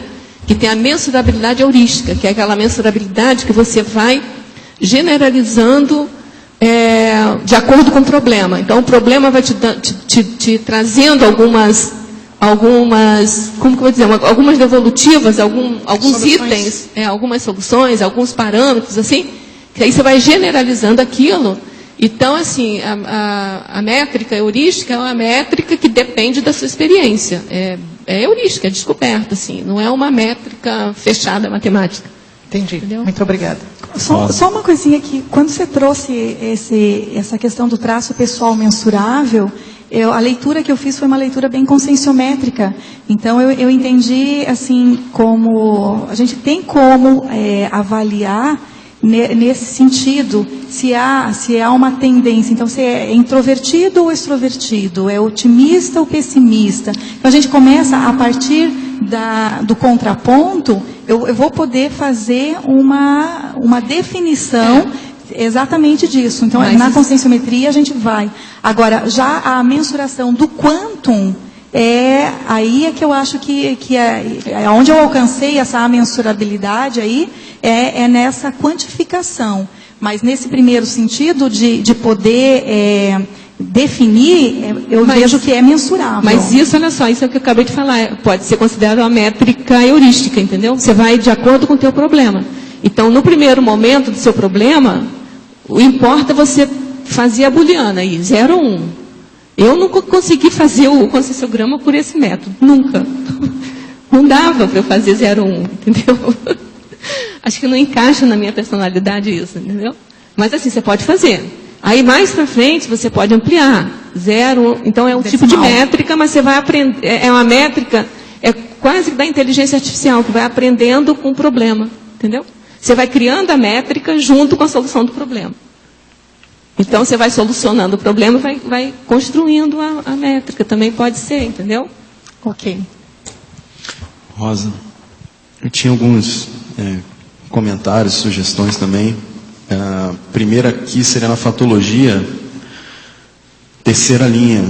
Você até comentou isso já, o fato de um número muito grande ainda não ser o infinito. Fiquei pensando assim, até no paradoxo. Na verdade, ele fica muito pequeno quando você compara com o infinito, né? Então, até me lembrei de um vídeo que eu assisti de astronomia, que mostrava a Terra, depois o Sol, depois uma estrela muito maior que o Sol, e iria só deixando 2, né? Então aquilo que era muito grande, quando você passava o próximo quadro, ficava muito pequeno. E isso, eles iam pegando as estrelas cada vez maiores e chegava assim, para comparar isso com o primeiro, já não tem mais nem parâmetro. Você perdeu, você perde a noção de mensurabilidade nisso. Então, é assim, ó, tem esse paradoxo ainda, uma coisa muito grande se torna até infinitesimamente pequena comparada com... Você pegar, por exemplo, 10 elevado a 1000, assim, ele está tão distante do infinito, assim, quanto o 1 está do infinito, entendeu? Apesar do 1 estar muito distante do 10 elevado a 1000, mas a distância do 10 elevado a 1000 ao infinito.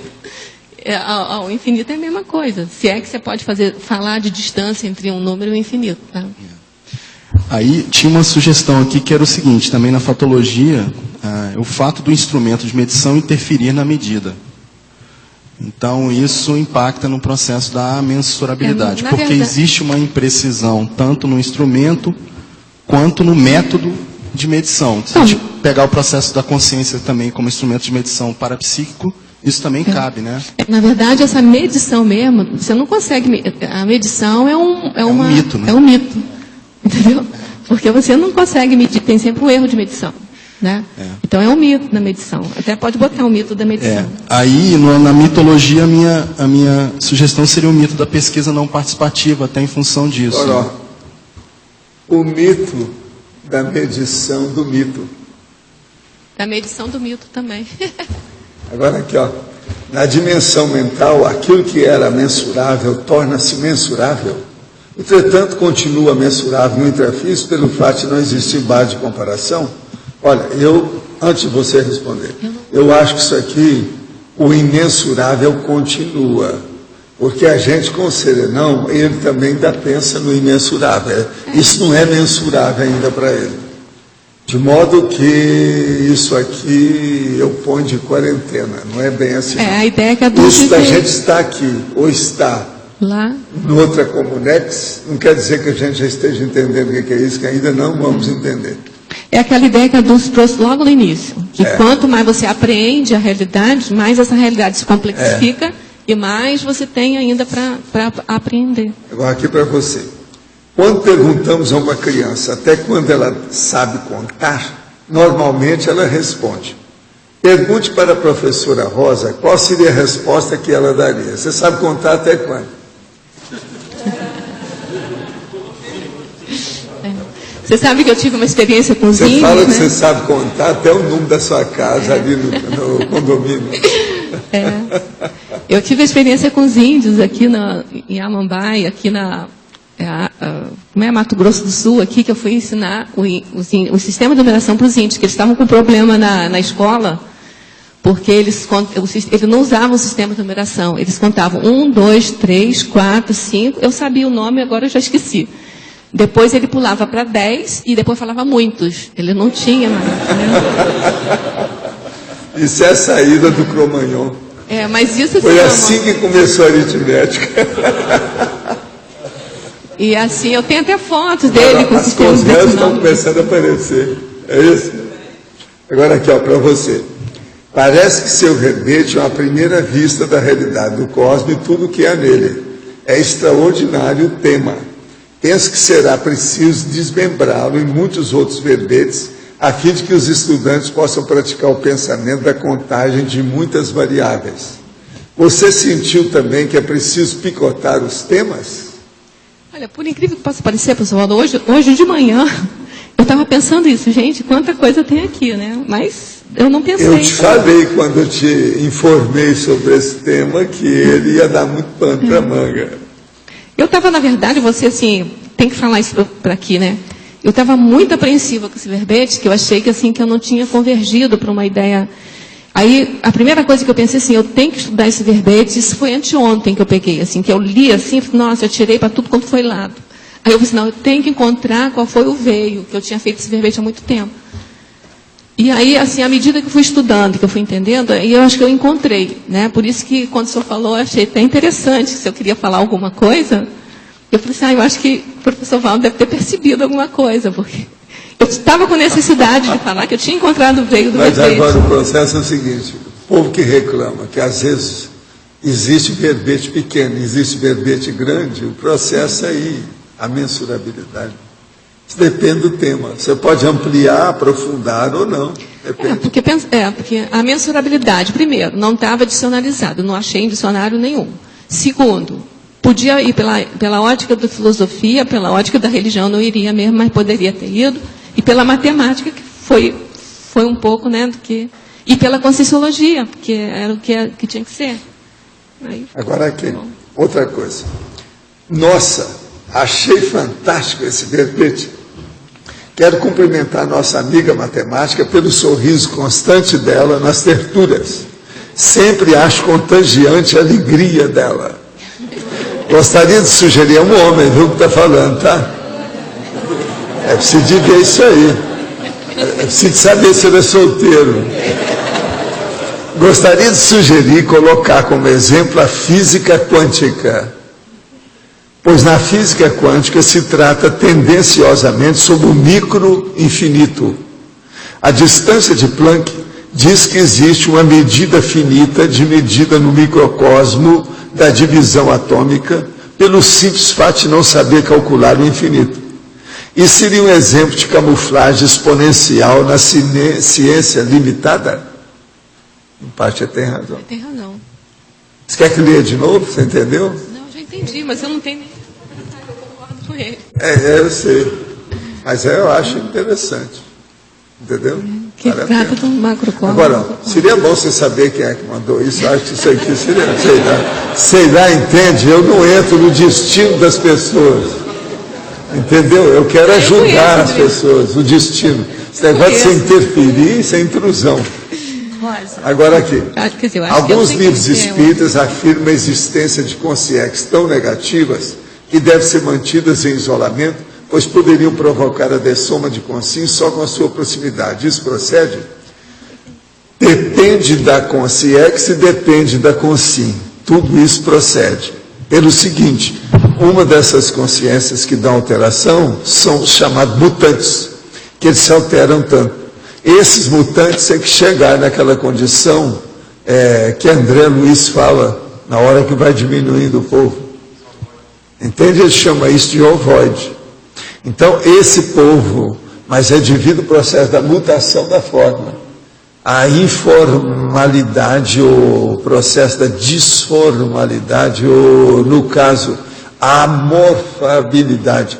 No caso aqui, esse verbete está falando em amorfo e outras coisas mais. De modo que essas coisas são possíveis sim. Agora aqui para você, Rosa. Gostaria que a verbetóloga discorresse sobre o mito da insondabilidade do extrafísico, página 111, mitologia. Mais precisamente, que ramo da ciência ou da religião criou esse mito? Olha, esse mito eu não vi, assim, escrito assim, eu não vi em lugar nenhum. É porque, assim, no dia a dia a gente vê, pelo menos eu não estou me lembrando de ter visto, né? Pode ser até que tenha. Mas, assim, o que eu quis colocar aqui é que há muita essa condição de você não conseguir adentrar aí as esferas extrafísicas. E através da projeção da consciência, você consegue ter uma apreensibilidade, através do parapsiquismo em geral, uma apreensibilidade do extrafísico. Então, a ciência convencional trata da insondabilidade. Esse mito é de origem religiosa. É que eu não sabia. Agora, tem gente da ciência que criou esse processo devido a problemas de saúde e outra coisa mais. Por exemplo, o Dr. Robert Crookwell, que era aquele paleobotânico da Inglaterra, que estudou muito o processo da projeção consciente, ele condenava a pessoa a fazer a projeção pela própria vontade. Ele achava que isso ia contra determinados princípios. Quer dizer, uma bobagem desse tamanho. No entanto, o homem tem os livros dele lá embaixo. Ele estudou profundamente o processo da projeção, com detalhes, centenas de casos que ele estudou. No entanto, ele não admitia o problema, devido a quê? Algum processo de apriorismo da bitola que ele arranjou religiosa da Inglaterra, que não permitia ele sair daquilo. Entende? Isso, ele morreu com essa ideia. Eu quis conversar com esse homem, quando eu quis conversar com eles, falaram que era muito difícil na ocasião, ele já estava velhinho. Não deu para falar com ele. Mas eu queria conversar justamente isso com ele, na Inglaterra, mas não deu. Dr. Robert Crookwell, olha os livros dele lá embaixo que vale a pena. São de fechar o comércio. Porque ele colocou tudo que ele conhecia da ciência convencional para fazer as pesquisas da projeção consciente. Eu acho que esse mito, acho que tem em algum verbete, não tem? Porque eu estou aqui agora, eu não sei agora o que... Eu acho que é o outro que eu não tinha, não tinha? Eu já falei aqui. É o outro que eu acho que eu não tinha visto em lugar nenhum, assim, escrito, assim, eu que pensei. É o mito da matematização de tudo, porque... Pensando nos meus amigos passados... Não, matematização de tudo, gente, já falou tudo. Mas assim, falar como o mito, né, que isso é um mito, assim, eu não sei. Em resumo, eu não fui procurar um mito para colocar aqui. Na hora que eu fui fazer o mito, veio esse mito na minha cabeça. Então, se existe ou se não existe, da forma como está, não sei. Tudo em mito, né? É você agora, né, Alexandre? Ela. Ladies first. Rosa. Na página 110, a inexistência de fronteiras, eu gostaria que fizesse, se fosse possível, você fazer uma correlação na fatologia, página 110, de baixo para cima é na 10ª linha, inexistência de fronteiras. Eu pergunto a você, não seria possível pensar na existência de fronteiras do ego em relação às relações interpessoais, na 8ª linha, e pensando também na mensuralidade do traço pessoal, como você coloca aqui, e desta forma ele se tornaria imensurável, né? Seria bom acrescentar também a trifrona. Olha só, a questão aqui da fronteira, que eu achei interessante, sim, a fronteira, ela não garante a ausência de fronteira, ou a fronteira não garante a infinitude da questão. Por exemplo, tem até um exemplo clássico que você diz assim, se você está numa esfera, se você sai andando, uma formiguinha sai andando numa esfera, não tem fronteira nenhuma nela, se ela sai andando numa mesma direção, assim, sem andar para os lados, né? E ela vai voltar para o ponto que ela saiu. Ela vai fazer uma geodésica ali. Não tem fronteira nenhuma, mas aquele caminho tem um fim. Então seria finito, sem fronteira, mas finito. Né? Por outro lado, existe mas tem aquele conceito que uma linha tem infinitos pontos. Então é o enfoque que você quer dar. Outra coisa também é assim, você pode ter um conjunto com fronteira e dentro dele ele ser ilimitado, ele ser infinito, né? Que é a questão também dos pontos de acumulação dentro da matemática. Eu penso muito em matemática, sabe, Rosa? Até onde, no caso, o que você está pensando, até onde vai ser o instrumento de medição? Né? O limite é o seu instrumento. Agora, o que eu estou dizendo é o seguinte, você pode estar limitado e mesmo assim você pode estar amensurável. Né? E é a questão que você colocou do seu ego. Então, a fronteira aí não significa que você está limitado, que você não tem mensuração, que você tem alguma mensuração.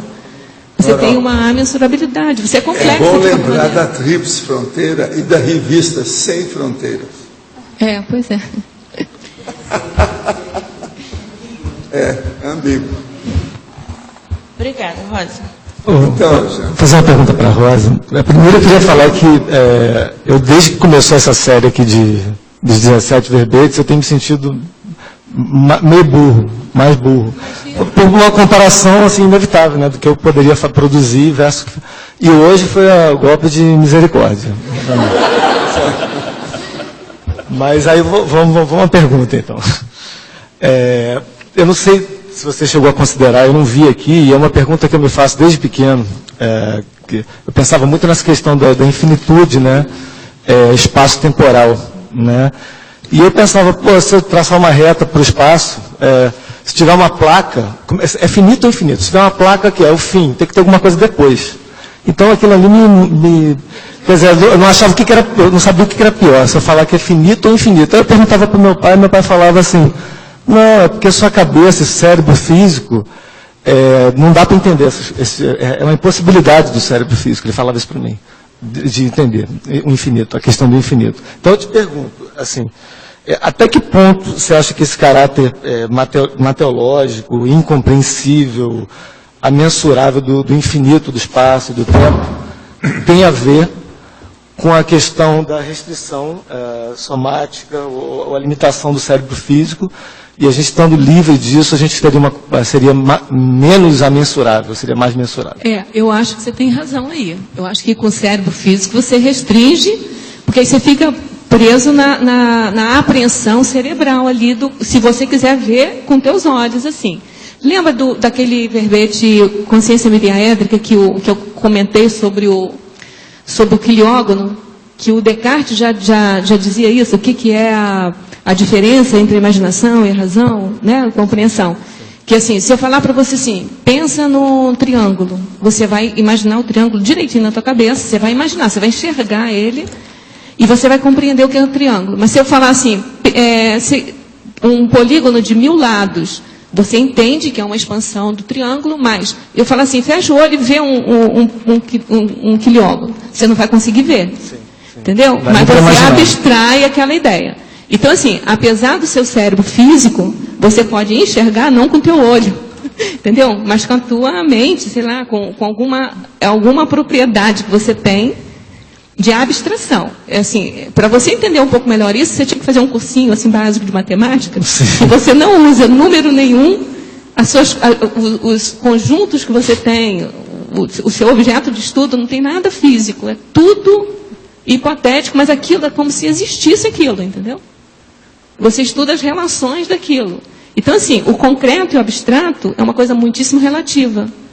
Sim. Eu não sei se eu te respondi isso. Você está corroborando o que eu falei antes da burrice, porque está faltando abstração para mim. Que você está dizendo. Eu acho que é questão de abstração. Então, tem coisas que você aprende da matemática, por exemplo, o número. O conceito de número. Eu já fiz aqui em Foz do Iguaçu umas 3 ou 4 idas, assim, alguns cursos de psicologia para matemática, para fazer com a criança a construção do conceito de número. Porque todo mundo fala de número, todo mundo sabe o que é o 2, mas o 2, você não consegue pintar ele de verde e amarelo, você não consegue ver se ele é bonito ou feio, entendeu? Ele é um conceito abstrato. É um símbolo, já o símbolo 2, o algarismo 2 não é o número 2. Sim, sim.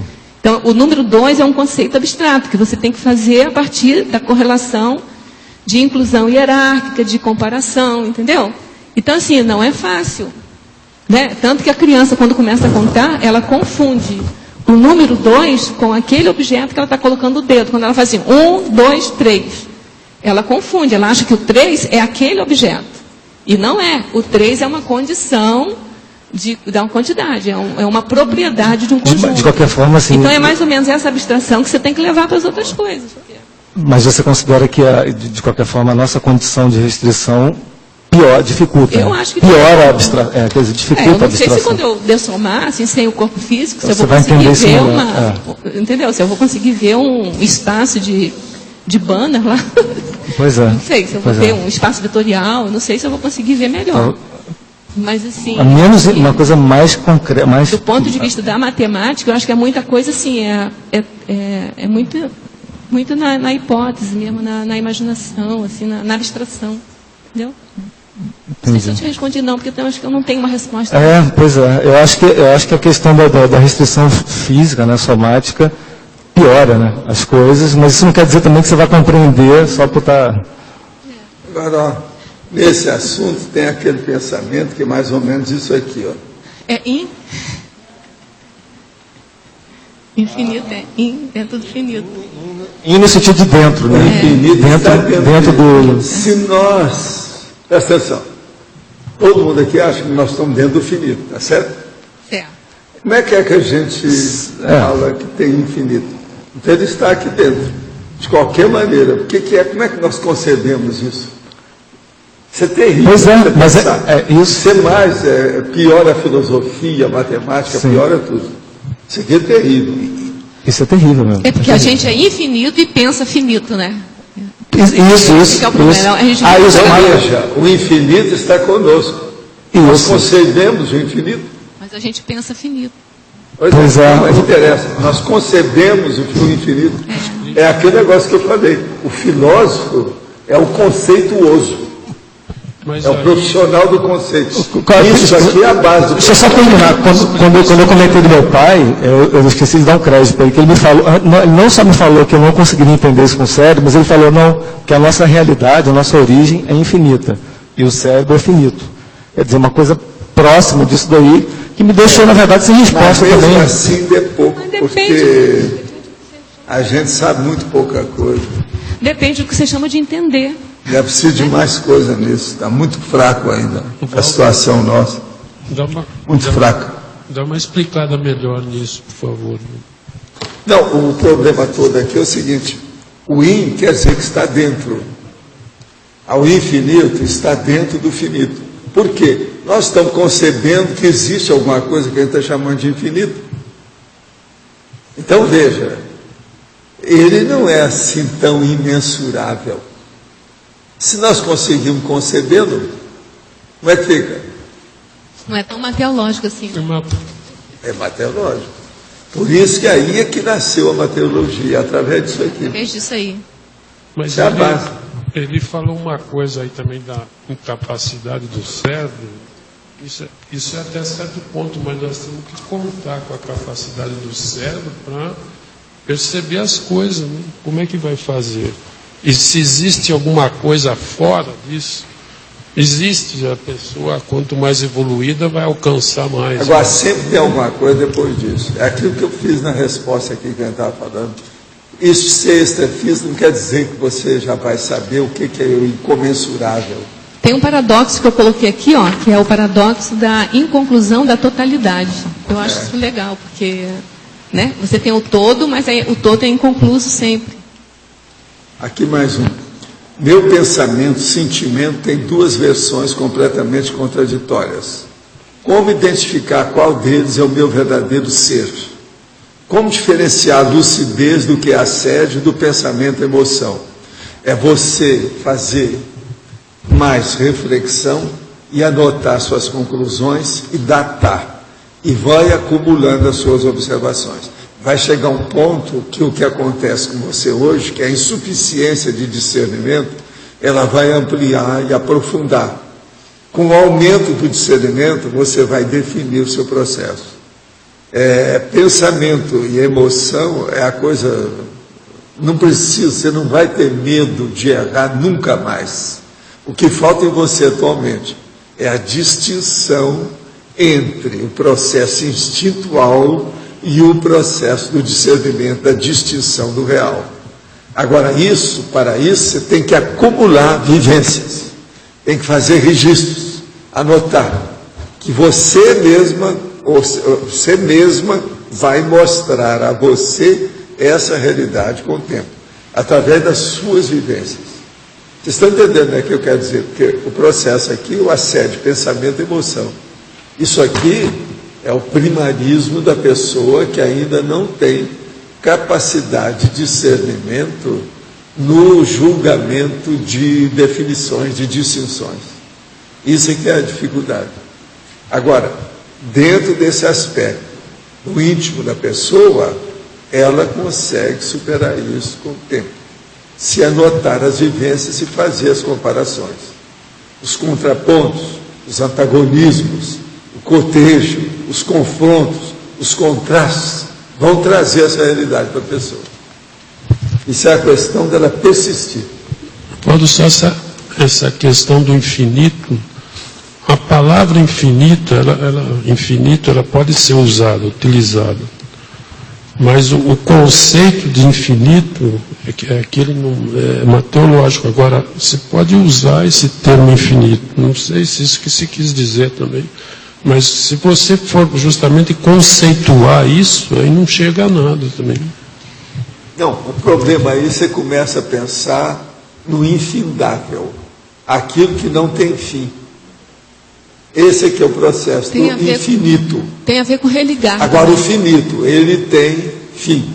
Nós vivemos nas coisas finitas. Tudo aqui é delimitado e tem um limite.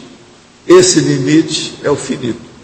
Agora, veja, se nós concebemos, tem uma concepção que existe o infinito, mostra que isso tem alguma realidade. O religar, que a religião transformou em religião, mas não tem a ver com essa querer religar, querer voltar para a procedência? Agora o processo aí é a paraprocedência pessoal. A base é de isso tudo que gera o infinito. Pessoal, mas você quis dizer, nós temos, finito, na verdade nós estamos num mundo finito, mas você fala do infinito nesse mundo infinito. Por exemplo, eu estou em Foz, mas eu posso pensar, por exemplo, na cidade do Rio de Janeiro. Ela não está aqui, mas eu penso nela lá. Ela existe. O infinito seria isso. O Rio de Janeiro é maior do que Foz. Quer dizer, eu estou pensando uma coisa maior do que aquilo que eu tenho aqui agora. Então é o processo do finito e do infinito. Isso aí, a pessoa precisa de refletir sobre isso. Mais tempo para entender as coisas. Mas olha, fala lá.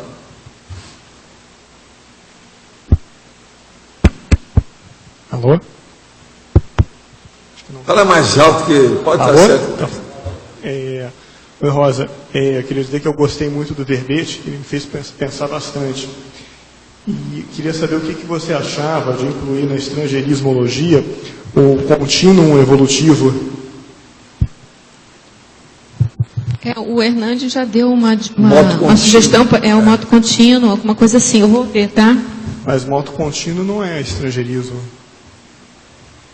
Não. Mas isso não quer dizer nada, tem muito lugar para colocar. Sim, isso eu estou sugerindo na estrangeirismologia.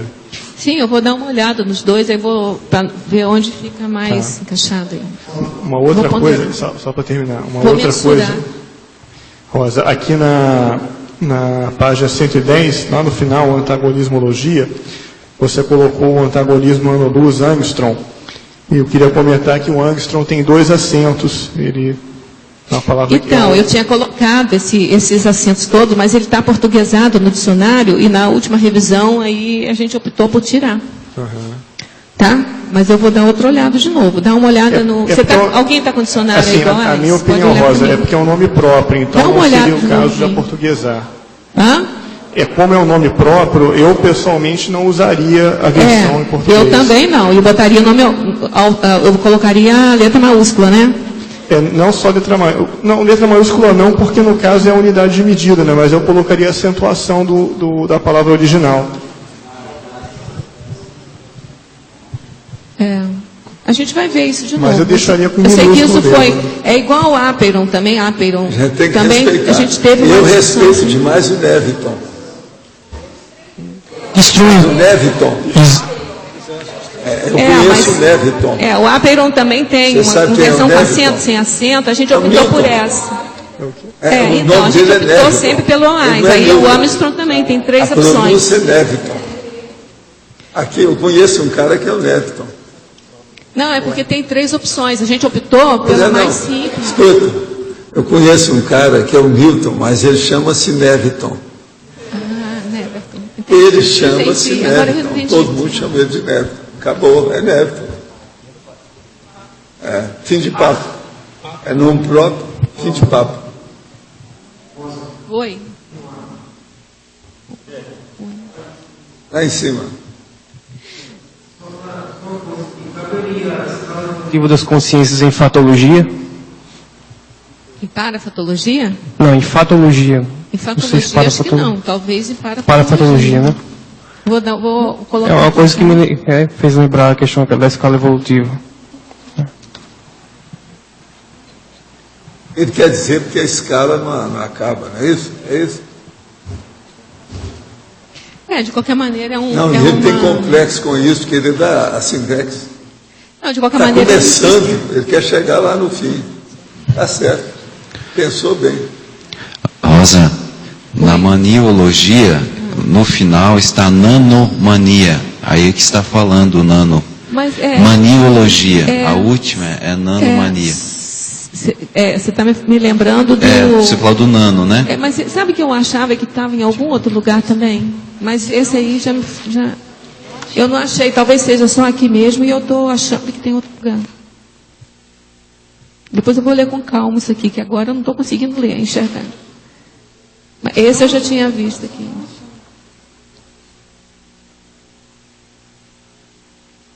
Às vezes, sabe o que acontece? Eu leio a coisa, fica uma impressão equivocada daquilo que eu li, né? Então, parece que eu li em algum outro lugar e não li. Em algum lugar do passado. Rosa, Adélia aqui. Achei interessante a mensurabilidade com relação ao que você colocou ali na fatologia, na antepenúltima linha, né, na página 110, repercussão da gratidão, né? Na interassistenciologia ou na interassistencialidade, a repercussão de um ato interassistencial, ele é amensurável, né? Então, vai acumulando essa mensurabilidade com o tempo, né? Pelo menos do nosso ponto de vista aqui agora, né? Porque o professor Valdo, de vez em quando, ele fala que só depois que dessomar que você vai ver a repercussão. Só que mesmo depois de dessomar, eu não sei não, eu tenho as dúvidas se você vai conseguir ver a repercussão total mesmo, né? Exato.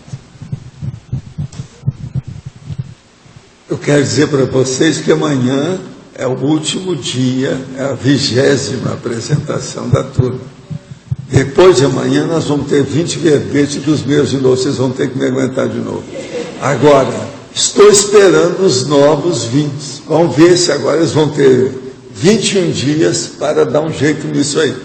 Nós esperamos os novos 20, né? A gente vê a vintênio. Vamos ver o que vai dar.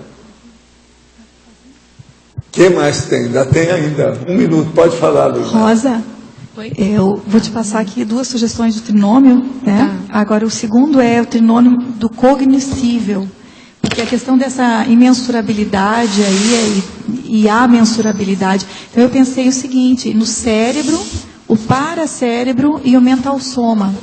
Porque teve muitas coisas que você estava falando aqui e eu senti que precisava mais desencaixe, que precisava mais de paracerebralidade para poder acessar e para poder compreender. Eu senti bastante repercussão assim na cabeça. Tá? E o outro, aí foi uma sugestão que eu juntei as informações do que você falou e com o professor Valdo, que é o trinômio do infindável, que é indeterminado, indefinido e infinito. Eu vou te passar infinito, isso. Indefinido, indeterminado? Não, começa no indeterminado. É a informação que você trouxe, mas aí eu juntei como trinômio trinômio do infindável. Começa com indeterminado, eu não consigo determinar. Aí eu não consigo definir, fica indefinido e passa para infinitude. Ok?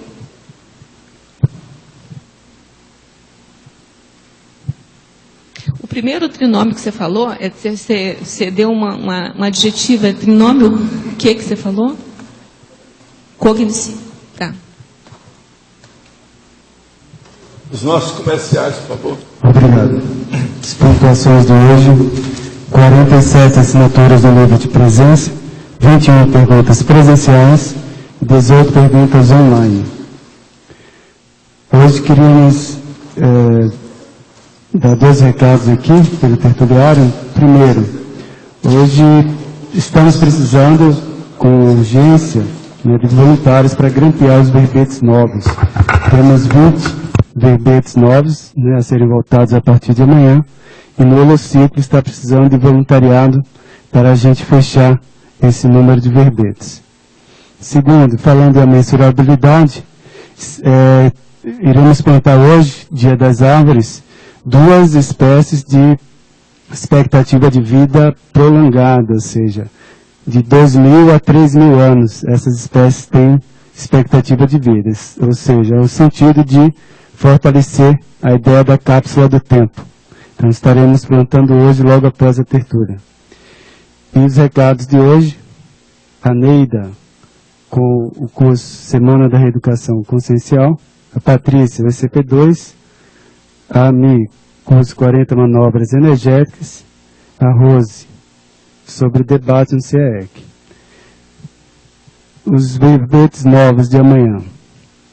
Antinorma da Conscienciologia, binômio problema-solução, complexidade da Conscienciologia, desrepressão parapsíquica, escala perceptiva das consciências, força integral, interação psicossomática, jogo da religião, mega explicitação cosmoética, omnidesafio das tertúlias conscienciológicas, paradoxo holossomático, parapercepção impressiva, parceria pedagógica, procedimento técnico administrativo, qualificação das energias conscienciais, recurso evitável, resolução prioritária, técnica dos 100 procedimentos, teste dos vocábulos, vaguidão ideológica.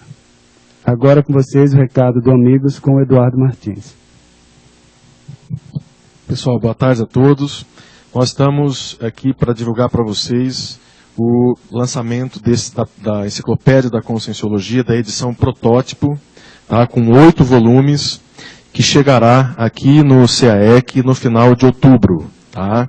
Então nós já temos praticamente 100 pessoas que assinaram a lista de interessados. Estamos hoje completando 5 dias de venda, já estamos com quase 20 vendas concretizadas. E dessas vendas, boa parte das pessoas são daquelas que não estão, são pessoas que não estão na lista, que confirmaram o seu interesse. Então, o que a gente gostaria de fazer aqui, de deixar registrado, é que as pessoas que definitivamente têm interesse em adquirir esses kits, que são apenas 75, que a gente colocou à venda, que façam o seu pagamento para garantir a sua compra. Tá? Porque a gente não tem condições de reservar, de deixar em reserva. Inclusive, a gente tem recebido e-mails de pessoas mandando endereço, telefone para reservar o kit, e nós estamos respondendo que nós não estamos fazendo reserva, que agora é de fato a venda. A venda dos kits está sendo feita aqui no Tertuliário, pela equipe do Programa Amigos da Enciclopédia, por mim, pelo Emanuel, que está aqui no auditório, e também pelos monitores do Tertuliário, aqui o Roberto, a professora Cristina. As pessoas podem vir à tertúlia, no final da tertúlia, entregar o pagamento aqui para eles ou para nós, ali no hall, aqui embaixo, no Tertuliário. Quem está fora de Foz do Iguaçu pode mandar um depósito para a conta corrente do Banco do Brasil, agência 3270, dígito 0, conta corrente 44.000, faz o depósito à vista, R$ 700, e envia o comprovante por e-mail, que nós garantimos aqui na lista de compradores. Ok? E o recado do Amigos da Enciclopédia, a gente está agora caminhando para o final do ano, e nós adquirimos 3 Kindles, tá? A nova versão do Kindle, do Book Reader, que é aquele leitor do site da Amazon, e ele vem com 3G, né, como se fosse um celular, você consegue baixar online 24 horas, independente de wireless, e diferente da versão anterior, ele é maior, né, e estava praticamente esgotada a venda nos Estados Unidos, na Amazon, a gente ficou na fila de espera, e deve chegar aí, a gente vai sortear um Kindle no final do ano. Tá? Isso para quem for amigo da Enciclopédia. Então, uma forma da gente convidar a todos a fazer a sua renovação no programa Amigos e continuar nesse processo de manutenção da Enciclopédia. Nós lembramos, por último, que no mês de junho nós fechamos, então, o superávit pela primeira vez do programa Amigos da Enciclopédia. Tá? Ano passado, a gente tinha um déficit aproximado de R$ 54 mil negativo, em maio do ano passado, e de todos, somando todos os superávites mensais que nós tivemos nesses últimos 13, 14 meses, o mês de junho nós já alcançamos esse superávit. Então, a vitória de todos, né, e dentro dessa compreensão maior da necessidade do apoio de todos aí à elaboração da enciclopédia. Obrigado. Boa tarde a todos. Estamos convidando os interessados a participar da primeira semana da Reeducação Consciencial, um evento promovido pela Repreendência. Vai ser realizado no período de 8 a 16 de outubro, no Discernimento. O slogan desse evento é Reaprender para Reeducar. Então, o evento é bem extenso, começa, como eu falei, de 8 e acaba 16 de outubro, mas hoje eu vou dar destaque às palestras gratuitas que ocorrerão no período de 11 até 15 de outubro. Vou chamar a atenção para a primeira palestra, que é a Reeducação Pedagógica e Parapedagogia. Esse tema vai ser apresentado pela professora Bernadette, que ela é secretária de Educação e Cultura do município, e também pelo secretário da Repreendência, William Klein. E um outro evento que eu quero chamar a atenção acontece no dia 14 de outubro. O tema vai ser Maxi-dissidência e Reeducação Consciencial, com a professora Norma Viapiana. Então, além desses temas que eu falei, a gente tem mais 3 outros eventos também bastante importantes. Quem tiver interesse, maiores informações neste folder, ou no site www.reaprendência.org, ou ainda informações pelo telefone 3525-2652.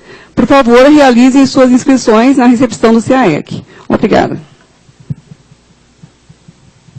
Boa tarde a todos. Eu gostaria de convidar para o ECP2 de Foz do Iguaçu, que vai acontecer a partir da próxima sexta-feira, no Hotel Rafaim da BR-277, com o professor Alexander Steiner.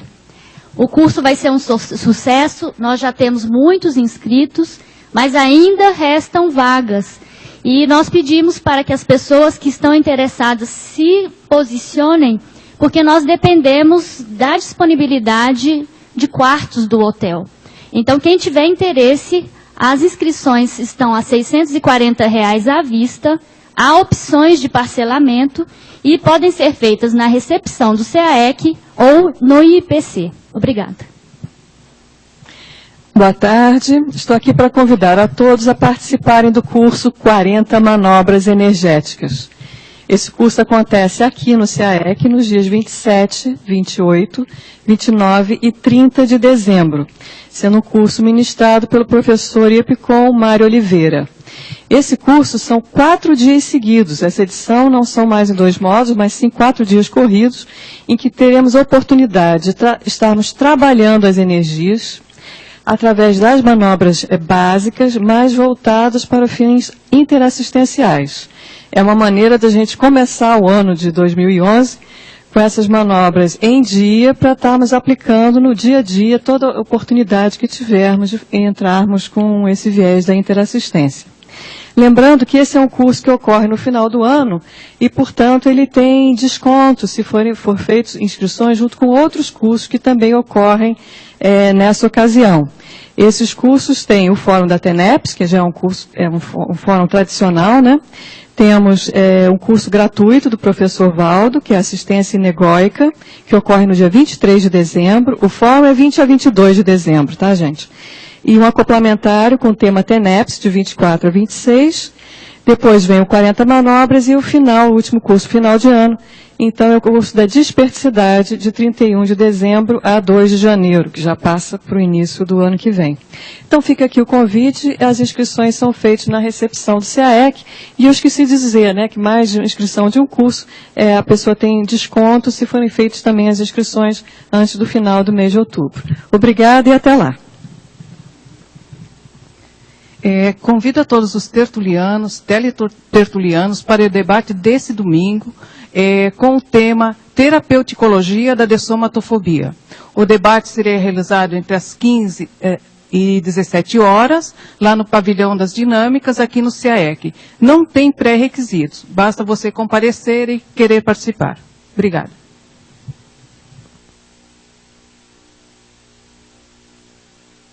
Lembramos a todos que amanhã teremos o verbete Remissão Enciclopédica, a especialidade Mental Somatologia, a autora Neida Cardoso. Obrigado a todos e uma boa tarde.